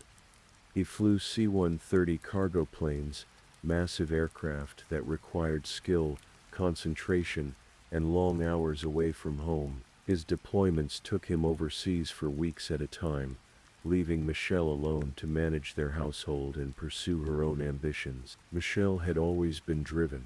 While they moved from base to base, she worked toward her psychology degree. Studying to become a licensed psychotherapist, she had dreams of building a career helping others, perhaps inspired by her own childhood struggles with responsibility and her parents' divorce. As long as she was busy with her studies, she could manage the loneliness of military life. In 1999, the Thiers arrived at their latest posting, Hope Air Force Base in Fayetteville, North Carolina. Hope was part of the sprawling Fort Bragg military installation, home to Army Special Forces and airborne divisions. Fayetteville was a military town through and through, a place where soldiers and their families tried to build normal lives amid the constant rhythm of deployments and returns. Marty settled into his duties as a C-130 pilot. Michelle found work with a psychologist named Thomas Harbin, sharing office space in a building on Rayford Road, while she worked toward obtaining her permanent license as a clinical psychologist. She was close to achieving her goal, close to having the career she had worked so hard to build, but something was shifting beneath the surface of their marriage. With her degree complete and her days now spent working rather than studying, Michelle found herself confronting the empty hours when Marty was deployed. The loneliness felt different now, heavier somehow. She and Marty had always bickered when he was home. They were two strong personalities trying to share space after weeks or months apart. She complained that he preferred staying in when she wanted to go out. He complained about her housekeeping. She found him obsessive-compulsive. He found her distant. In the year 2000, they began marriage counseling, both recognizing that something fundamental was fracturing between them. They attended sessions in Florida, trying to work through their issues, trying to find the connection they had shared as high school sweethearts. But the sessions revealed how far they had drifted. The problems ran deeper than either wanted to admit. And then there was the internet. In the late 1990s, the internet was still relatively new, a frontier of connection and anonymity. For lonely people, it offered something intoxicating, the ability to be someone else, to find connection without the complications of real life. Michelle began spending time in online chat rooms. They started innocently enough, perhaps just a way to pass the empty hours. But gradually she found herself drawn to the adult chat rooms, places where people flirted and sought romantic connections. It was an escape from the disappointments of her marriage, a place where she could feel desired and interesting again. In one of these Yahoo chat rooms in 1998, Michelle met a man who called himself John Diamond. John McKeel Diamond was an Army Staff Sergeant stationed at Fort Bragg, the same military installation where Marty worked. He was 28 years old, handsome and charming in the way that certain men can be. Like the Thiers, John came from a military family. His grandfather had been a prisoner of war in World War II. His father was a Vietnam veteran. John had graduated high school and enlisted in the Army in 1991. The same year Marty and Michelle married. By 1998, John was on his second marriage, and it was already showing cracks. He had a history of infidelity, of seeking excitement outside the boundaries of commitment. When he connected with Michelle in that chat room, something sparked between them immediately. They spent months exchanging messages. Flirtation led to deeper conversations, sharing the frustrations of their respective marriages, understanding each other's military backgrounds. Michelle found him charming, exciting, a relief from the tension of her life with Marty. John later said it was love at first sight. Eventually, they agreed to meet in person at a coffee shop in Fayetteville. The chemistry they had felt online translated seamlessly to reality. They began an affair. For Michelle, John represented everything that was missing in her marriage: attention, excitement, someone who made her feel alive. For John, Michelle became an obsession. Even as his own marriage collapsed under the weight of his infidelities, his focus turned entirely toward this psychologist who seemed to understand him. In the summer of 2000, Michelle made a decision. She moved out of the home she shared with Marty and rented an apartment off base.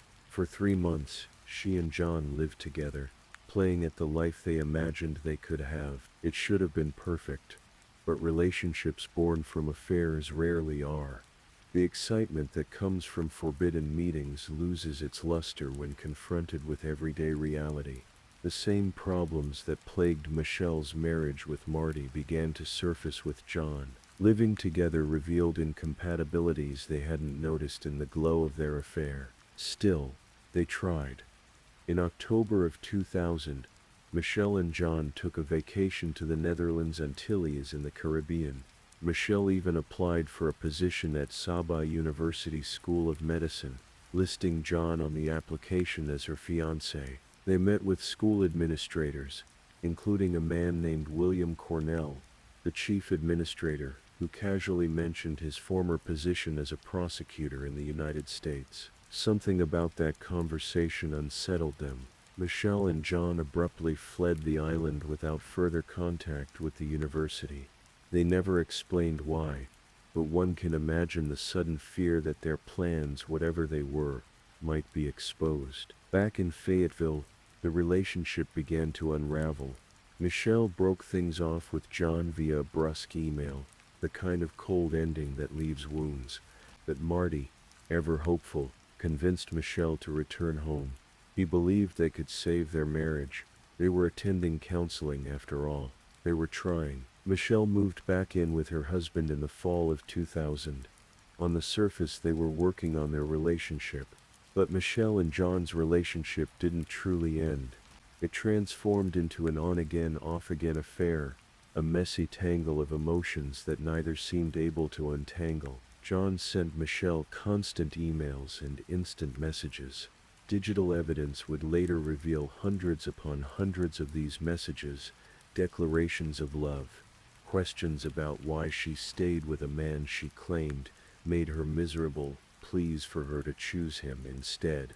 The messages evolved from romantic to desperate, from loving to obsessive. Meanwhile, Michelle continued to seek connections with other men online.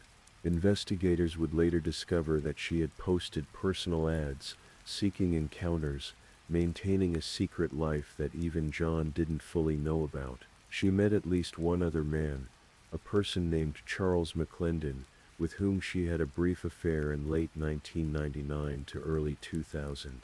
But it was John Diamond who remained central to her life. John Diamond who couldn't let go. John Diamond who would do anything to keep her.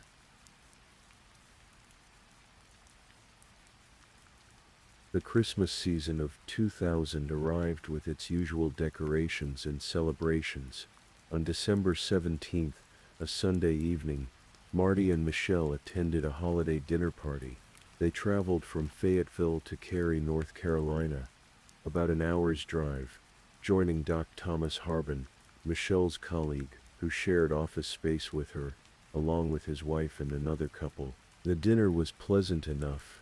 They celebrated the season, shared conversation, enjoyed the food, but Marty needed to wake early the next morning for flight duties, so as the evening progressed, they prepared to leave. Around 10:30 at night, they departed the restaurant with the Harbins and the other couple in tow, driving back toward Fayetteville. Michelle and Marty planned to drop off their companions at the office building on Rayford Road, where Michelle and Dr. Harbin worked. It was a simple detour on their way home, a matter of convenience, but as they neared the office building, Michelle suddenly remembered something. She had left important documents on her desk, papers she needed for work. Could they please stop? It would only take a moment. Marty agreed. Of course he did. It was a small request, and he was that kind of person, someone who helped without complaint. He pulled into the parking lot of the office building at 2500 Rayford Road. Michelle got out of the car. and headed up the back stairs to her second-floor office. The building was quiet at that hour, dark except for the occasional security light. Marty waited in the car while Dr. Harbin and his wife stood nearby, chatting, ready to get their own vehicle and head home. Minutes passed. Michelle had been gone longer than expected. Marty grew concerned. He turned off the car and stepped out into the December night, deciding to check on his wife. He walked to the back of the building and began climbing the stairs to the second floor. That's when the gunshot shattered the silence. 5 shots in rapid succession. The sound echoed across the parking lot, unmistakable and terrifying. Dr. Harbin and his wife froze, trying to process what they had heard. Then Michelle appeared at the top of the stairs, screaming. She ran down toward her office but found the door locked. She had left her keys on her desk. Panicked, she fled across the street to a video rental store that was still open, a place called Video Hut. She burst through the door, frantic, her sweater and hands stained with blood. 2 employees, Condra Fuzi and Joyce Smith, looked up in shock as this young woman began screaming that her husband had been shot, that someone had murdered him. The employees noticed something odd though. Michelle seemed upset, yes, but she wasn't crying. She wasn't shaking. Her pulse, when checked later, was completely normal. It seemed strange for someone who had just witnessed her husband being killed, but there was no time to puzzle over these details. The employees called 911. Michelle ran back across the street to be with Marty. By the time police and emergency responders arrived minutes later, they found Michelle kneeling in the parking lot, cradling Marty's head in her arms, her clothes covered in his blood. She was telling him everything would be all right, that help was here. But help had come too late. Captain Frank Martin Thier, 31 years old, lay dead on the stairs. He had been shot 5 times. 4 bullets had struck him as he climbed the stairs. Then, as he lay dying on the ground, someone had walked up and fired a final shot at close range behind his left ear. It was execution style, deliberate and brutal. The cause of death was massive blood loss from the 5 gunshot wounds. Sergeant Ralph Clinkscales of the Fayetteville Police Department interviewed Michelle at the scene. Her story was straightforward. She and Marty had attended a Christmas party, stopped at her office so she could retrieve important documents, gone inside and heard gunshots, panicked when she found her door locked with her keys inside, run to the video store for help. But certain details bothered investigators immediately. Marty's wallet was still in his pocket. His car keys were with him. The car sat untouched in the parking lot. This wasn't a robbery. Someone had waited for Marty Thier specifically, hidden in the darkness by those stairs, and executed him.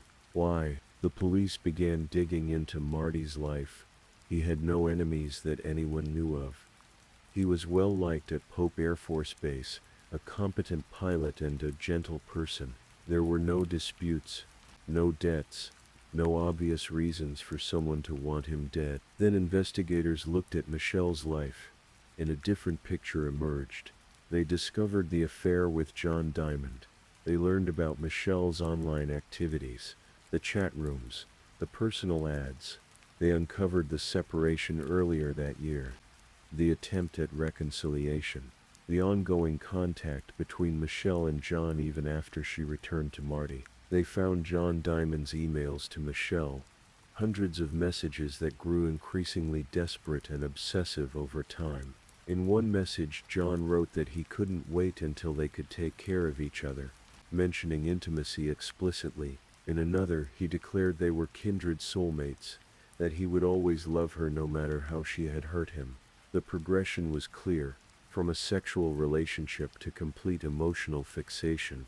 John Diamond was willing to do anything for Michelle Thier. Investigators also discovered a financial motive. Marty had recently re-enlisted in the Air Force, receiving a substantial bonus payment. More significantly, he had taken out a life insurance policy through the Servicemen's Group life insurance program worth $500,000. Michelle was listed as the sole beneficiary. The timeline was damning. Michelle had filed a claim for that insurance money within days of Marty's death.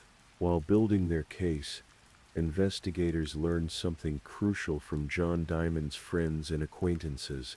Just days before the murder, John had borrowed a handgun from a friend. It was a Smith & Wesson Model 5906, a semi-automatic pistol.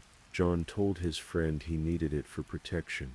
Ballistics analysis of the bullets recovered from Marty's body, and the crime scene matched the type of ammunition used by that model of weapon. Then, in February of 2001, just 2 months after the murder, John Diamond reported that his car had been broken into and the borrowed gun had been stolen. He filed a police report creating a paper trail to explain why he no longer had the weapon. But investigators saw through this transparent attempt to distance himself from the murder weapon. The timing was too convenient. The gun disappeared exactly when John would need it to disappear. On March 15, 2001, Army officials charged John Diamond with premeditated murder, conspiracy, and obstruction of justice. Because he was an active-duty soldier, he would face a military court-martial rather than a civilian trial. The Army had no jurisdiction over Michelle, a civilian, but they strongly encouraged Fayetteville police to build a case against her as well.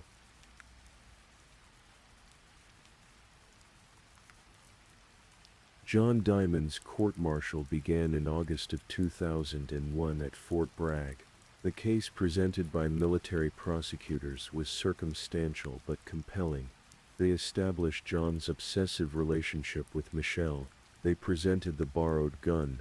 They showed his suspicious report of its theft. They demonstrated that he had the motive, means, and opportunity to commit the murder.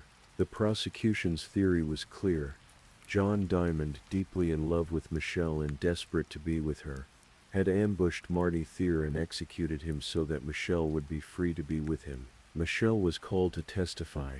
She took the stand, but on the advice of her attorney, she invoked her Fifth Amendment right against self-incrimination with every single question.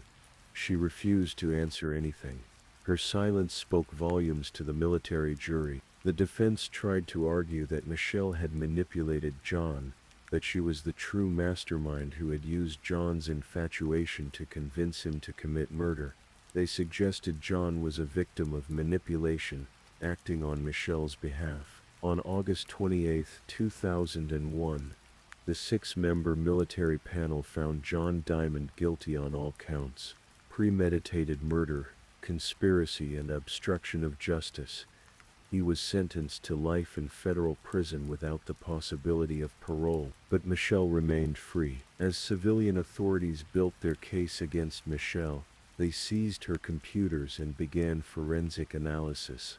What they discovered was extraordinary in its scope and its implication. 88,000 emails and instant messages, personal ads Michelle had posted in 1999, seeking sexual encounters, webmail correspondence responding to those ads, clear documentation of her relationship with John Diamond, evidence of her affair with Charles McClendon, and most disturbingly, messages that appeared to document discussions about the conspiracy to murder Marty. One piece of evidence particularly chilled investigators: records showing that Michelle had searched eBay for body bags shortly before Marty's murder. The digital footprint revealed a woman living multiple secret lives, seeking connections and excitement outside her marriage while maintaining the appearance of a psychologist working toward reconciliation with her husband. The evidence also showed the push-pull dynamic between Michelle and John in the months leading up to the murder. She would push him away, then pull him back.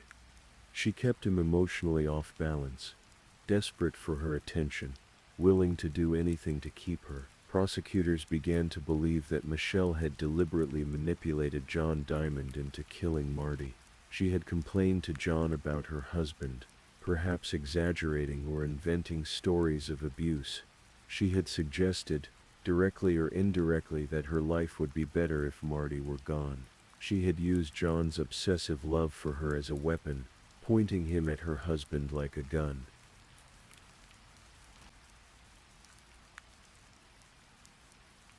On May 16, 2002, a grand jury in Fayetteville indicted Michelle Thier on charges of first-degree murder and conspiracy to commit first-degree murder. Prosecutors announced they would seek the death penalty, arguing the murder was committed for financial gain. But when authorities went to serve the indictment, Michelle was gone. She had been living in New Orleans since shortly after Marty's death, trying to build a new life away from Fayetteville and its memories. But 5 days before the grand jury indicted her, Michelle vanished. She had somehow learned what was coming and fled. For 3 months, U.S. Marshals searched for her. They tracked leads across state lines, piecing together her movements through careful detective work. Michelle had studied how to disappear, how to avoid creating a paper trail, how to obtain false identification. Then in August of 2002, U.S. Marshals received a tip that led them to a small cottage in Fort Lauderdale, Florida. They knocked on the door, and a woman answered. She looked like Michelle Thier, but different. Her red hair had been bleached blonde and cut short. Her face appeared puffier, blotchier, changed in ways that couldn't be explained by time alone. She had marker lines on her face, the kind plastic surgeons draw before procedures. Deputy U.S. Marshal David Kingsbury noticed what appeared to be recent laser treatment burns on her skin. The woman denied she had undergone plastic surgery, claiming instead that she had been in an accident. But in her apartment, marshals found books about creating fake identification and avoiding paper trails. They found evidence of her plans to completely reinvent herself and vanish permanently. She had slipped up once, Marshal Kingsbury later said. A single mistake in her careful plans to disappear, one document or transaction that left a trail, and they had found her. Michelle Thier was arrested and extradited back to North Carolina to face trial for the murder of her husband.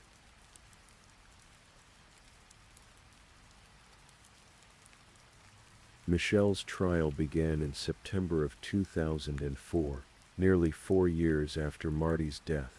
The Cumberland County Courthouse in Fayetteville became the stage for one of the most sensational trials in the region's history. Superior Court Judge Jim Ammons imposed a gag order on prosecutors and defense attorneys, hoping to prevent the case from being tried in the media.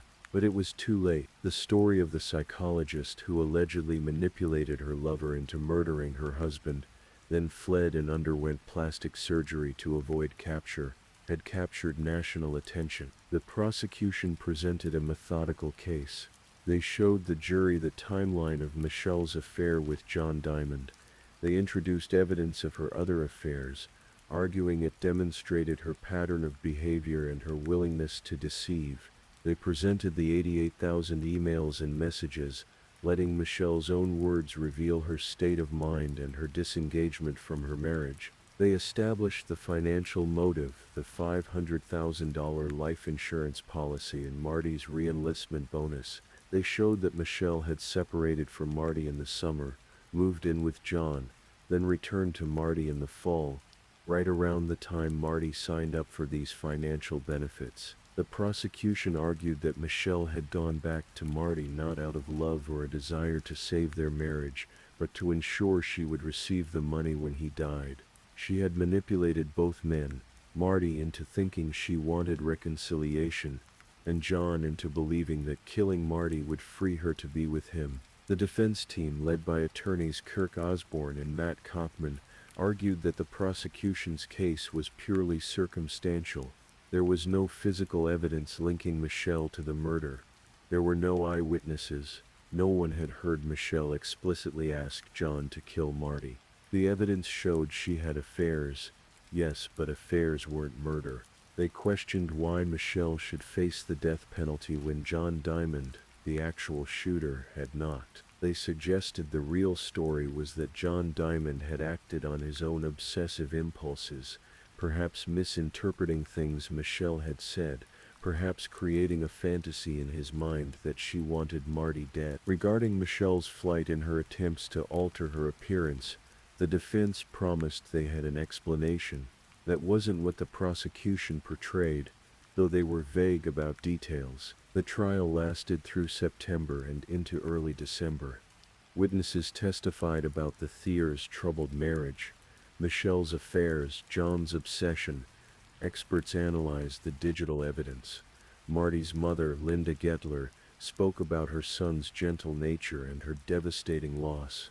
On December 3, 2004, just 6 days before Michelle's 34th birthday, the jury reached a verdict. Guilty on both counts, first-degree murder by aiding and abetting, and conspiracy to commit first-degree murder.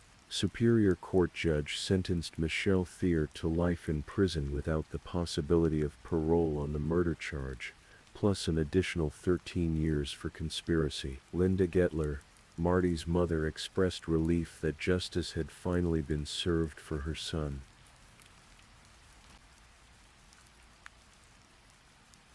Michelle Thier was transported to the North Carolina Correctional Institute for Women in Raleigh to begin serving her sentence.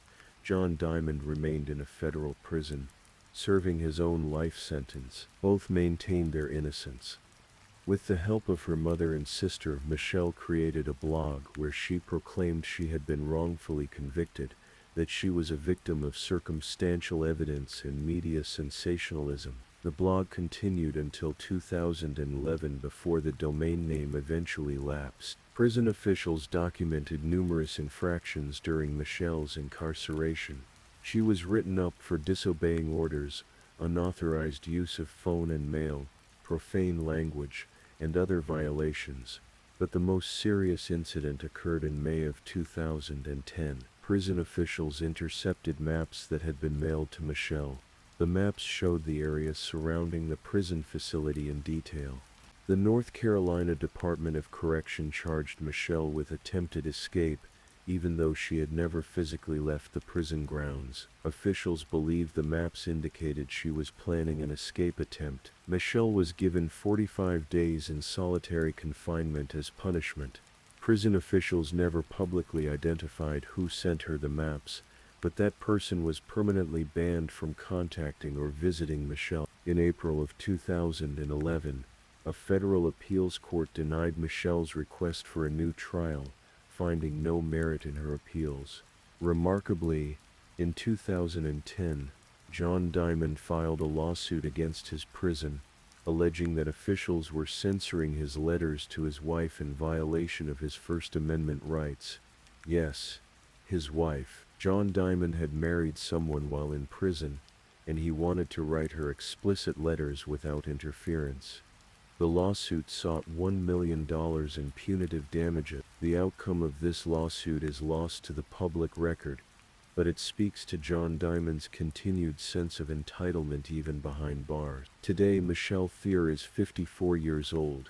She remains incarcerated at the Anson Correctional Institution in Polkton, North Carolina, serving her life sentence without possibility of parole. John Diamond, now 50 years old, is imprisoned at the Federal Correctional Institution Coleman Medium in Wildwood, Florida, also serving life without parole.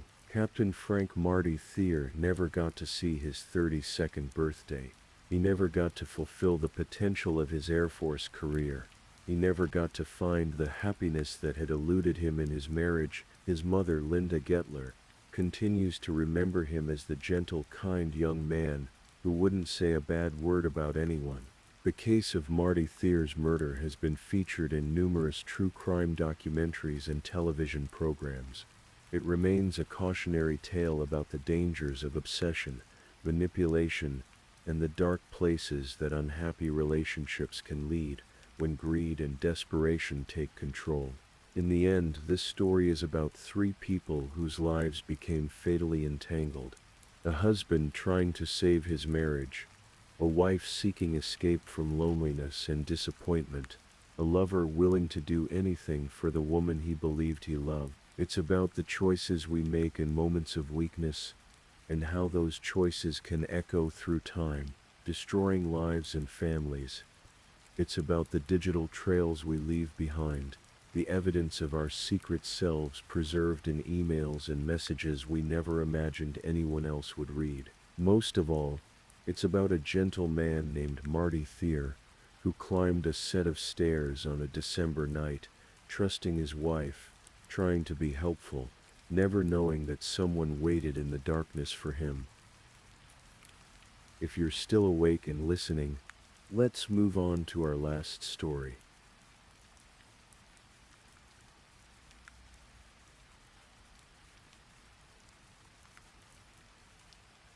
Story 5. Tonight, we're going to explore a story that, while tragic, reminds us of the importance of vigilance, the power of family bonds, and the persistence of those who seek justice for the vulnerable. This is a true crime story, but it's told for rest, for reflection, in the quiet hours when we process the complexities of our world. Let the rhythm of the narrative carry you gently forward, as we remember a little boy named Blue, whose brief life mattered deeply to those who loved him. Take another breath, let yourself settle in, and let's begin. Morrow, Arkansas is the kind of place that barely registers on most maps, a small community nestled in Lee County about an hour and a half west of Memphis, Tennessee. Morrow exists in that quintessentially American rural landscape where everybody knows everybody, where the pace of life moves slowly, and where neighbors wave to one another from porches that have stood for generations. The town sits in the Arkansas Delta region, where the land stretches flat and wide, where cotton fields once dominated the economy, and where the Mississippi River's influence can still be felt in the rich soil and humid summers. It's a place where Friday night football games bring out the whole town, where church on Sunday is as much about community as it is about faith, and where people tend to look out for another. But like any place where humans live, Morrow holds its secrets, behind closed doors, away from the watchful eyes of neighbors. Life doesn't always follow the script of small-town tranquility. And in late 2022, those closed doors would crack open to reveal a horror that would shake this quiet community to its core. The house in question sat unremarkable among the others. Just another home on just another street.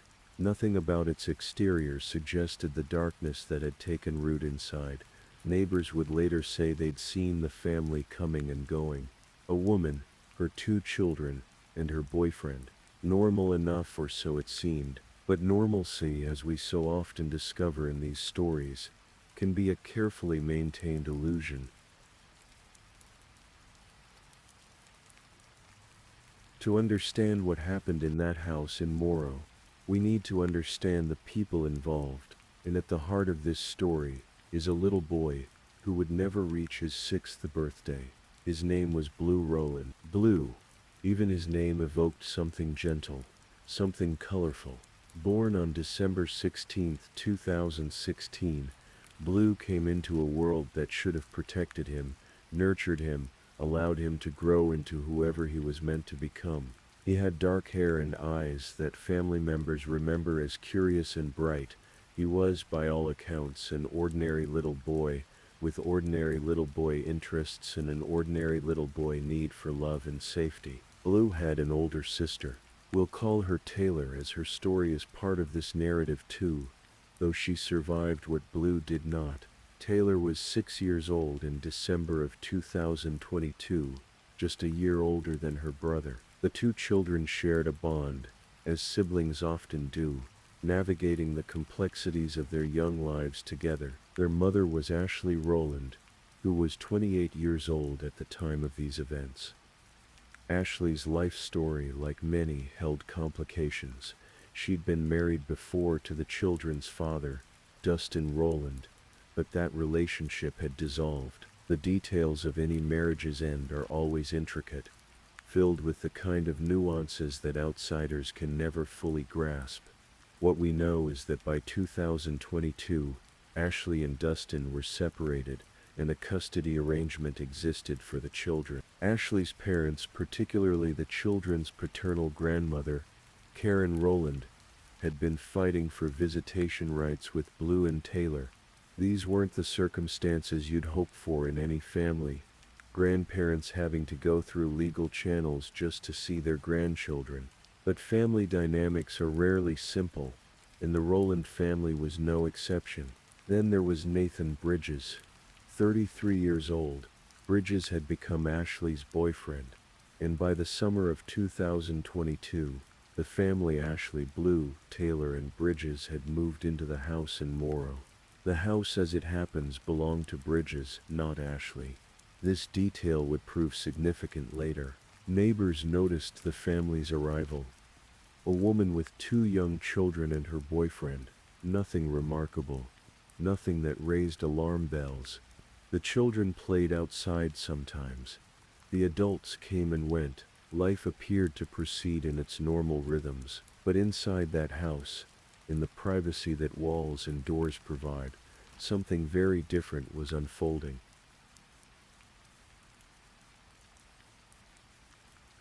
Summer turned to fall in 2022. The Arkansas heat gradually gave way to cooler temperatures. The school year began for children across the state, and in the house in Morrow, Blue and Taylor were becoming increasingly isolated from the outside world. The legal battle over visitation rights provides our first window into the growing dysfunction. Karen Rowland, the children's paternal grandmother, had been trying desperately to maintain contact with her grandchildren. This wasn't simply a matter of a grandmother wanting to spend time with her beloved grandkids, though that was certainly part of it. Karen sensed something was wrong. According to court records, her son Dustin Rowland had reopened a custody case in September of 2022, filing a complaint that alleged Ashley had failed and refused to allow visitation as ordered by the court. This wasn't an unusual situation in contentious custody arrangements, but the timing is notable. Dustin filed this complaint on September 14th. 5 days earlier, on September 9th, little Blue Rowland had died. Nobody outside that house knew it yet. Not Dustin, not Karen, not the authorities. The life of a 5-year-old boy had been extinguished, and the world continued on, unaware. The reasons for the isolation become clearer when we consider what was happening behind those closed doors. The children were being subjected to treatment that can only be described as torture, burns, malnutrition, injuries that would make even the most hardened investigators recoil. An incident had occurred in the months before September that gives us insight into just how serious the situation had become.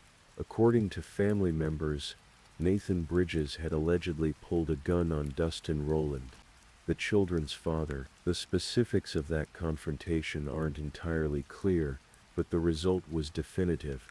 A lawyer advised the Rowland family not to go to the house, and so the children remained, cut off from the family members who might have saved them, trapped in an environment that was becoming increasingly dangerous with each passing day. September 9th, 2022, was a Friday. Whatever happened that day between Nathan Bridges and 5-year-old Blue would cost the child his life.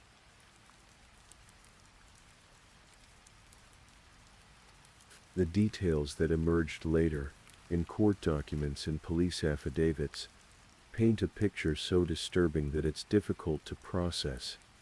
But in the interest of understanding what happened, and in the interest of honoring Blue's memory, we must confront these facts. According to the account that Ashley Rowland would later give to investigators, the fatal incident began with something seemingly trivial. Nathan Bridges deliberately stuck his finger into Blue's mouth. The reason for this action remains unclear. Was it meant as a game, a taunt, an assertion of dominance? We may never know the answer. What we do know is that Blue did what many children might instinctively do when someone puts a finger in their mouth unexpectedly. He bit down. Bridges' response was swift and brutal. Enraged by the bite, he took the 5-year-old boy into the bathroom And there, in what should be one of the most mundane rooms in any home, Nathan Bridges drowned Blue Roland in the toilet. Let that image settle for a moment. A grown man, someone who should have been protecting this child, instead using his size and strength to hold a small boy's head underwater until the life left his body. The terror Blue must have felt in those final moments is almost unimaginable. Ashley Rowland told police that she did nothing to stop it. She admitted to investigators that she came into the bathroom afterward and found Blue struggling to breathe, his small body limp. The boy who had been alive and aware just minutes before was now dying or already dead. And then came the cover-up. Death is only the beginning of this story. What happened next compounds the horror, transforming an already unthinkable act into something even more disturbing. Nathan Bridges made a decision. Whether this decision was made in panic, in cold calculation, or in some twisted combination of both, we cannot say. But he chose not to call for help, not to contact authorities, not to claim it was an accident and face whatever consequences might follow. Instead, he decided to hide what he'd done. Bridges took Blue's body and concealed it beneath the floorboards of the house. The specifics of this process are grim. He dug into the earth beneath the home's floor. He placed the child's body there, wrapped in a red and blue blanket, along with a pair of flip-flop shoes. Then he covered everything with dirt and nailed new floorboards over the spot, sealing his secret beneath the very place where the family walked every day. Imagine living in a house, knowing that beneath your feet lies the body of a child you could have saved but didn't. The psychological compartmentalization required to go about daily life under those circumstances is difficult to fathom, and Ashley Rowland went along with it. Whether from fear, from complicity, or from some terrible combination of both, she helped maintain the fiction that Blue was simply elsewhere, with friends, with family, away. September turned to October. October became November. The leaves changed colors and fell from the trees. Halloween came and went. Thanksgiving approached, and beneath those floorboards, in the darkness and silence, lay the body of a 5-year-old boy who should have been learning to read, playing with toys, getting ready to start school. Meanwhile, life in the house continued. But it continued with a pattern of violence that could not remain hidden forever.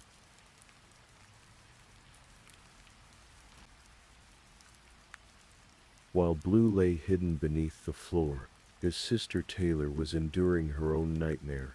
The violence that had claimed Blue's life hadn't ended with his death. If anything, it had continued, perhaps even escalated. Court documents and medical records would later reveal the extent of Taylor's injuries.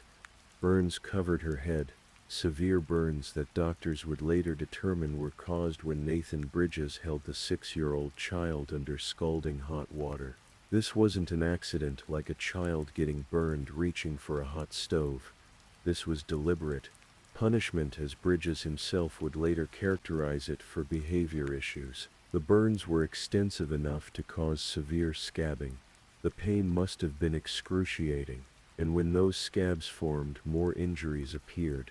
Puncture wounds that looked as if scissors had been used to pierce the skin on her head, marks around her neck consistent with strangulation, bite marks on her legs, several fractured ribs, an old leg injury that had healed incorrectly because it had never received proper medical attention. Taylor's body had become a canvas of abuse, each injury telling its own story of violence and neglect. Medical professionals who examined her would later discover she was severely malnourished, weighing just 36 pounds at age 6, significantly underweight for a child her age. How does a child survive such treatment? What reserves of strength and resilience must a 6-year-old summon to endure day after day of pain, hunger, and fear? We can only imagine. Taylor somehow held on, her small body battered but her spirit unbroken, until the day when help would finally arrive. That day came in December, 3 months after her brother's death. 3 months of living in a house with Blue's body hidden beneath the floor. 3 months of additional abuse and suffering. But December 16th, 2022 would be different. Karen Rowland had never stopped fighting for her grandchildren. Through legal channels, through court orders, through sheer determination, she had finally secured the right to see Blue and Taylor again. A court order for visitation had been granted, and on December 16th she was coming to the house in Morrow to pick up the children. December 16th. The date carries significance. It was Blue's birthday. He would have turned 6 years old that day. Instead, he had been dead for 3 months, though Karen didn't know that yet. She was coming to celebrate with him, to see him and his sister, to perhaps spend some normalcy with the grandchildren she'd been kept from for so long. When Karen arrived at the house on that Friday evening, she expected to be greeted by 2 children. Instead, Ashley brought out only Taylor. The moment Karen saw her granddaughter, she knew something was terribly wrong. The little girl had visible injuries, scabs on her head that had formed over burns. But Ashley had an explanation ready. Allergic reaction, she claimed. Nothing to worry about. Karen wasn't buying it. A grandmother knows her grandchildren. She knows when something is wrong, and she could hear Taylor whimpering inside the house. The sound of a child in pain is unmistakable, and Karen had heard it before Ashley brought the girl out. "I heard Taylor whimpering," Karen would later tell reporters. "Of course I didn't know what was going on, and I bust through the door myself because I didn't like the whimpering. Sounded like she was hurting." The scene that confronted Karen when she burst through that door defies easy description. Her granddaughter, clearly injured, clearly suffering. Her grandson nowhere to be seen. And Ashley Rowland offering explanations that didn't add up. Karen made the decision that would ultimately bring this horror to light. She took Taylor from the house. She didn't wait for permission. She didn't accept the explanations. She grabbed her granddaughter and got her to safety, rushing her to the hospital in Forest City. At the hospital, medical professionals immediately recognized that they weren't looking at allergic reactions. They were looking at abuse, severe burns, malnutrition, multiple injuries. Taylor was quickly transferred to Le Bonheur Children's Hospital in Memphis, where she could receive specialized care. And Karen knew that if Taylor was in this condition, something must have happened to Blue. She called other family members. They went to the house in Morrow. They confronted Ashley and Nathan, and eventually the truth began to emerge.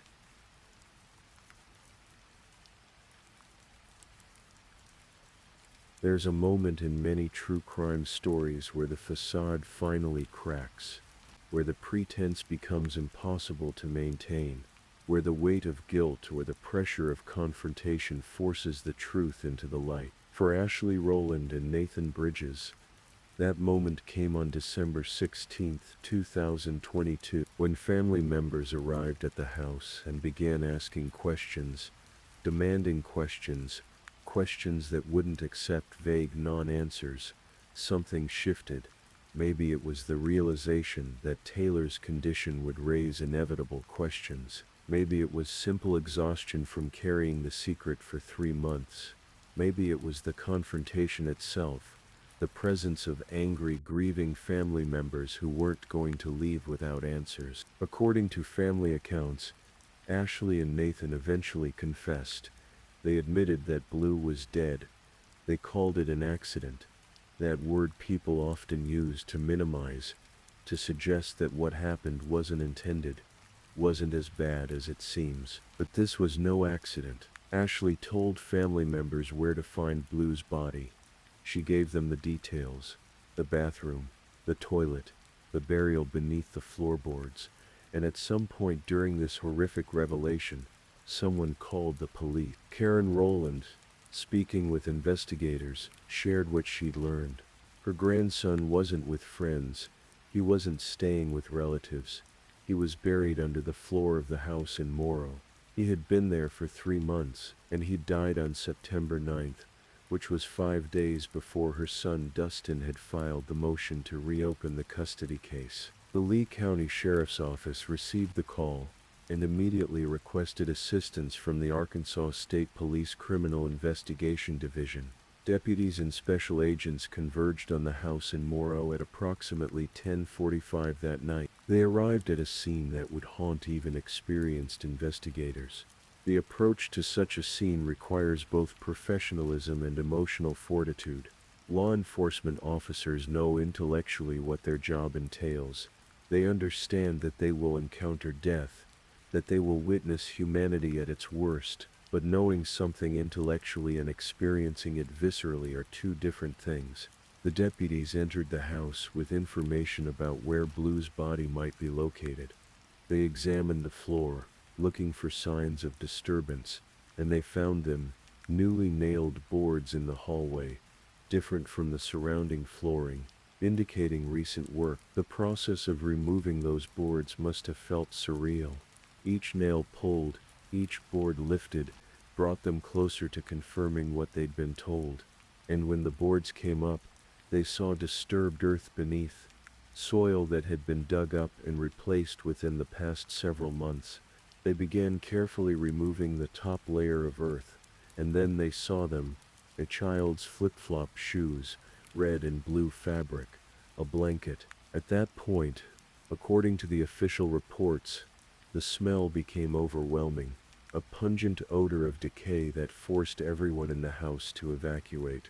The smell of death is distinctive, unmistakable. Those who've encountered it describe it as something that stays with you, that you can't forget no matter how much you might want to. The full excavation would be completed with the assistance of additional personnel and equipment, and when they finally uncovered what lay beneath those floorboards, they found exactly what Karen Rowland had told them they'd find. The body of Blue Rowland, 5 years old, dead for 3 months, hidden in the darkness beneath the home where he should have been safe, where he should have been loved, where he should have been allowed to grow up. December 16, 2022, Blue's 6th birthday. The day he should have been blowing out candles and opening presents. Instead, it was the day his body was found. The day his death was finally revealed. The day the investigation into his murder officially began.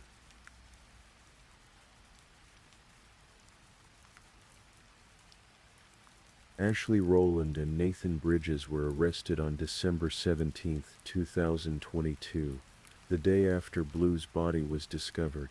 Both were taken into custody and transported to detention facilities in Lee County. The charges filed against them reflected the severity of their crimes. Both faced capital murder, abuse of a corpse, tampering with physical evidence, endangering the welfare of a minor, and battery. Ashley faced 2 additional felony charges of permitting child abuse, reflecting her failure to protect her children from Bridges' violence. The mugshot taken of Ashley at the time of her arrest shows a woman with a visible black eye. The source of that injury remains unclear, but it adds another layer of complexity to an already complicated situation. Was this injury evidence that Ashley herself was a victim of Bridges' violence, or had she sustained it during the confrontation with family members? We don't have definitive answers. Nathan Bridges declined to be interviewed by investigators. He invoked his right to remain silent, as is his legal prerogative. But Ashley provided a statement, and it was from her account that many of the details of Blue's death emerged. She described the incident in the bathroom. The finger in Blue's mouth, the bite, the drowning. She admitted that she'd witnessed her son struggling to breathe, his body limp, and had done nothing to help him. She described how Bridges had buried the body and how she'd helped maintain the cover story. She also told investigators about the abuse Taylor had suffered, how Bridges had held the 6-year-old under scalding water as punishment, how the burns had formed and scabbed, how the violence had continued, unchecked and unabated, while a dead child lay beneath their feet. The legal process moved forward. Both suspects had probable cause hearings. Both were appointed public defenders, and both were held without bond as they awaited trial. The community of Morrow, meanwhile, was reeling. Neighbors like Glenda Farrell, who lived just feet away from the house, struggled to process what had happened right next door. "You're living right here and it's right under your nose and you don't see anything out of the ordinary," she told reporters. The guilt and confusion that comes from such proximity to horror is a heavy burden to bear. While the legal machinery ground forward, Taylor Rowland was in Memphis, receiving treatment at Le Bonheur Children's Hospital. The injuries she'd sustained were extensive: second and third degree burns, fractured ribs, malnutrition, the psychological trauma of witnessing her brother's death and enduring months of abuse. Children are remarkably resilient, but resilience has its limits. The physical wounds would heal with time and proper medical care. The psychological scars would require years of therapy and support. The loss of her brother, the betrayal by her mother, the violence she'd experienced, these things don't simply go away. The community rallied around Taylor, in the way that small communities often do when tragedy strikes. A GoFundMe campaign was established to help with medical expenses and to provide for Taylor's future care. Within days it had raised over $24,000. Donations also flowed in through First National Bank, designated specifically for Taylor's care and Blue's burial. The outpouring reflected the horror people felt at what had happened. It represented a collective desire to do something, anything, to help. Money couldn't undo the damage that had been done, couldn't bring Blue back, couldn't erase Taylor's trauma, but it was what people could offer, and so they offered it. Karen Rowland, who had fought so hard for visitation rights, who had literally burst through a door to save her granddaughter, now faced the task of helping Taylor heal. The little girl would need stability, love, therapy, and time. So much time, and she would need to process the loss of her brother, Blue, who had been her companion through their short lives together.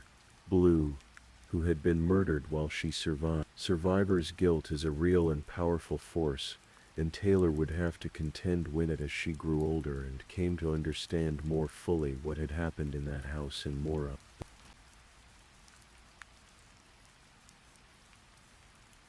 The wheels of justice turned slowly, but in this case they did turn. The evidence was overwhelming. The confessions were documented. The physical evidence, Blue's body, Taylor's injuries, the burial site beneath the floor, told a story that couldn't be denied. For 19 months, Ashley Rowland and Nathan Bridges remained in custody as their cases proceeded through the court system. Ashley was held in St. Francis County, Bridges in Lee County. Both awaited trial on multiple felony charges that could result in decades in prison. Then, in July of 2024, Nathan Bridges made a decision. On July 15th, he stood before a judge and pleaded guilty to first-degree murder and first-degree battery. The guilty plea meant he was accepting responsibility for Blue's death and for the injuries inflicted on Taylor. The sentence was severe, but perhaps not surprising. 60 years in the Arkansas Department of Corrections. 60 years for a life that lasted only 5. 60 years for violence against children who were defenseless and vulnerable. 60 years, which means that Bridges, who was 34 years old at sentencing, would be 94 years old before he could potentially be released. Is that justice? The question is impossible to answer definitively. No sentence can bring Blue back. No amount of prison time can undo the trauma Taylor experienced. But 60 years removes a dangerous individual from society and acknowledges the profound wrongness of what was done. A month later, in August of 2024, Ashley Rowland also stood before a judge. Her case was somewhat different from Bridges. She hadn't directly killed Blue, that was Bridges' act, but she had failed to protect him. She had failed to protect Taylor. She had participated in the cover-up. She had permitted the abuse to continue. On August 8th, Ashley pleaded guilty to 2 counts of permitting abuse of a minor. The court sentenced her to 40 years in the Arkansas Department of Corrections, 40 years for failing to be the one thing she was supposed to be above all else, a mother who protected her children. The sentences were handed down. The defendants were transported to prison. The case in legal terms was closed. But closure and justice are not always the same thing.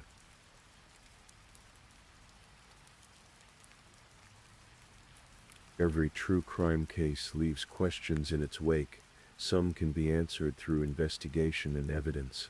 Others remain mysteries that will never be fully resolved. In the case of Blue Roland, we know the basic facts. We know what happened, who was responsible, and what the consequences were. But the deeper questions, the why questions that haunt us, those are more elusive. Why did Nathan Bridges react with such extreme violence to a child's instinctive reaction? What in his background, his psychology, his worldview made him capable of drowning a 5-year-old boy for biting his finger? The records don't provide a full picture of Bridges' life before these events, but clearly something was deeply dangerously wrong. Why did Ashley Rowland fail to protect her children? This question is perhaps even more troubling. Mothers are supposed to be the ultimate protectors of their offspring. It's one of the most fundamental relationships in human society.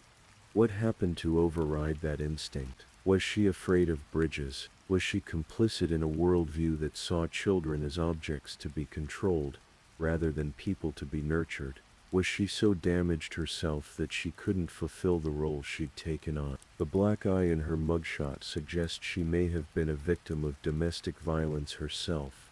If so, does that explain, if not excuse, her failure to protect Blue and Taylor? The dynamics of abusive relationships are complex. Victims often feel trapped, paralyzed, unable to escape or to seek help. But at what point does being a victim yourself cease to excuse, allowing your children to be victimized? These are not comfortable questions, and they don't have comfortable answers. Then there are the systemic questions. Dustin Rowland, the children's father, had reopened the custody case in September, just days after Blue's death. He'd been fighting for access to his children. Why didn't the system work faster? Why were there obstacles to visitation that kept concerned family members away from children who desperately needed intervention? Karen Rowland had been fighting for visitation rights for months. She sensed something was wrong. She persisted in seeking access to her grandchildren, but it took a court order, legal channels, time, precious time during which Blue died and Taylor suffered. Could this tragedy have been prevented? It's impossible to say with certainty, but the question demands to be asked. Were there warning signs that were missed? Were there opportunities for intervention that weren't taken? In hindsight, with the full knowledge of what happened, it's easy to see all the points where things might have gone differently. But in the moment when information is incomplete and people are making decisions based on what they know, the picture is always less clear. The neighbor, Glenda Farrell, expressed the confusion that so many people feel in the aftermath of such revelations. You're living right here, and it's right under your nose, and you don't see anything out of the ordinary. How often does evil hide behind a facade of normalcy?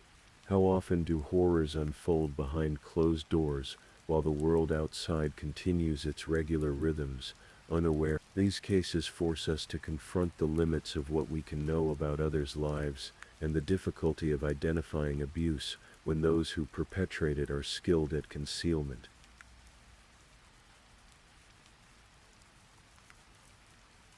In the midst of all the horror, all the legal proceedings, all the questions and systemic failures, it's crucial that we not lose sight of the central figure in this story. Blue Roland himself. He was 5 years old. He liked to play, as all children do. He had dark hair and bright eyes. He had a sister he cared about. He had grandparents who loved him desperately and fought to see him. He had a father who, whatever his own struggles, wanted to be part of his life. Blue was not just a victim. He was not just a statistic in the grim tally of child abuse cases. He was a person, a small person, certainly, one whose personality was still forming. whose potential remained largely unrealized, but a person nonetheless, with thoughts and feelings and experiences and a future that should have stretched out before him for decades. What might Blue have become if he'd been allowed to grow up? Would he have been good at sports or music or math? Would he have been funny or serious or somewhere in between? Would he have gone to college, started a career, fallen in love, had children of his own? We'll never know, because all of that potential was snuffed out in a bathroom on September 9th, 2000. His birthday, December 16th, takes on a poignant significance. He was born on that date in 2016. He would have turned 6 on that date in 2022. Instead, December 16th became the day his body was discovered, the day the world learned what had been done to him. Every year now, December 16th will mark both his birth and the revelation of his death. It's a date that those who loved him will never be able to ignore, never be able to escape. The GoFundMe established in the aftermath of these events raised money for Taylor's care and Blue's burial. That second purpose, the burial, reminds us that even in death, Blue required the community's support. His short life deserved to be honored with a proper farewell, and the community provided that. Where is he buried now? What does his gravestone say? These details aren't part of the public record, and perhaps that's for the best. Perhaps Blue deserves some privacy in death that he was denied in life. Perhaps those who loved him deserve a place where they can grieve without the intrusion of public curiosity. What we can say is that Blue Rowland mattered. His life, though brief, had value. His death was a tragedy that should never have occurred, and his memory serves as a reminder of why we must remain vigilant, why we must take seriously the signs of child abuse, why we must act when we suspect a child is in danger.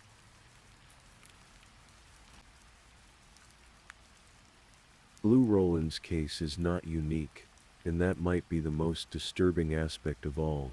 Every year, hundreds of children die from abuse and neglect in the United States alone. The exact numbers are difficult to pin down. Many cases go unreported, misclassified, or unrecognized, but even conservative estimates are sobering. Children are particularly vulnerable to abuse because they depend entirely on adults for their survival and well-being. They often don't understand that what's happening to them is wrong. They may blame themselves, they may not know how to seek help, or may be prevented from doing so by their abusers. In cases of abuse within families, the dynamics become even more complex. The people who are supposed to protect children are instead the ones harming them.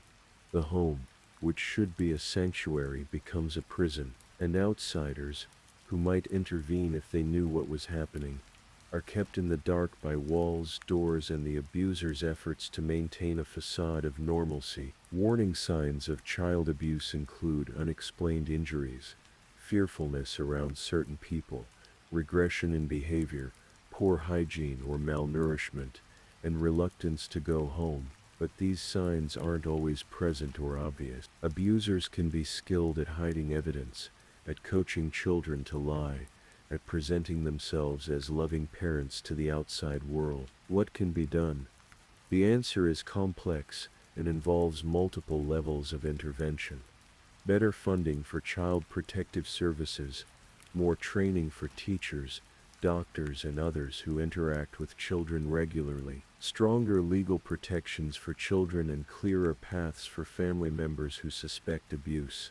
Public awareness campaigns that help people recognize the signs and understand their obligations to report. But perhaps most important is a shift in cultural attitudes. We need to move away from the idea that what happens in a family is entirely private, that parents have absolute authority over their children, that outside interference is always inappropriate. Yes, there's a balance to be struck. We don't want a surveillance state where every parenting decision is scrutinized. But we also need to recognize that children are people with rights, and those rights sometimes require protection from their own family. The case of Blue Rowland shows us the cost of failure. It shows us what happens when warning signs are missed, when barriers to intervention are too high, when concerned family members are kept at a distance for too long. It also shows us the importance of persistence. Karen Rowland didn't give up. She fought for visitation rights. She went to the house when she had the legal authority to do so. She acted when she saw her granddaughter in distress. Her actions came too late to save Blue, but they saved Taylor and brought the perpetrators to justice. That's not nothing. In a story filled with darkness, Karen Rowland's determination represents a point of light. And so we come to the end of this story. Not because the story itself is truly over. Taylor is still healing, still growing, still processing what happened to her and her brother. The community of Morrow is still coming to terms with the horror that unfolded in their midst. The broader questions about child protection and systemic failures remain unresolved. But the narrative arc of Blue Rowland's case, from his tragic death to the discovery of his body, to the conviction and sentencing of those responsible, has reached its conclusion. The legal chapter is closed. What remains is memory and meaning. Take a moment now to breathe deeply. You've accompanied me through a difficult story, one that challenges our assumptions about safety and family and the protection of the vulnerable. These are not easy topics. They leave us unsettled, questioning, perhaps even a bit frightened.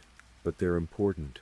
They're important because they remind us that evil exists, that it can hide in plain sight, that vigilance and courage are necessary to protect those who cannot protect themselves. They're important because they honor the memory of children like Blue, whose stories deserve to be told, not just as cautionary tales, but as reminders of lives that had value, even if those lives were cut tragically short. Thank you so much for spending your night with Midnight Crime Stories. I hope the stories kept you company and helped you drift a little closer to sleep. If you're still awake, leave a final comment. Tell me which story stood out to you the most tonight. Don't forget to like this video and subscribe for more calm, late-night true crime.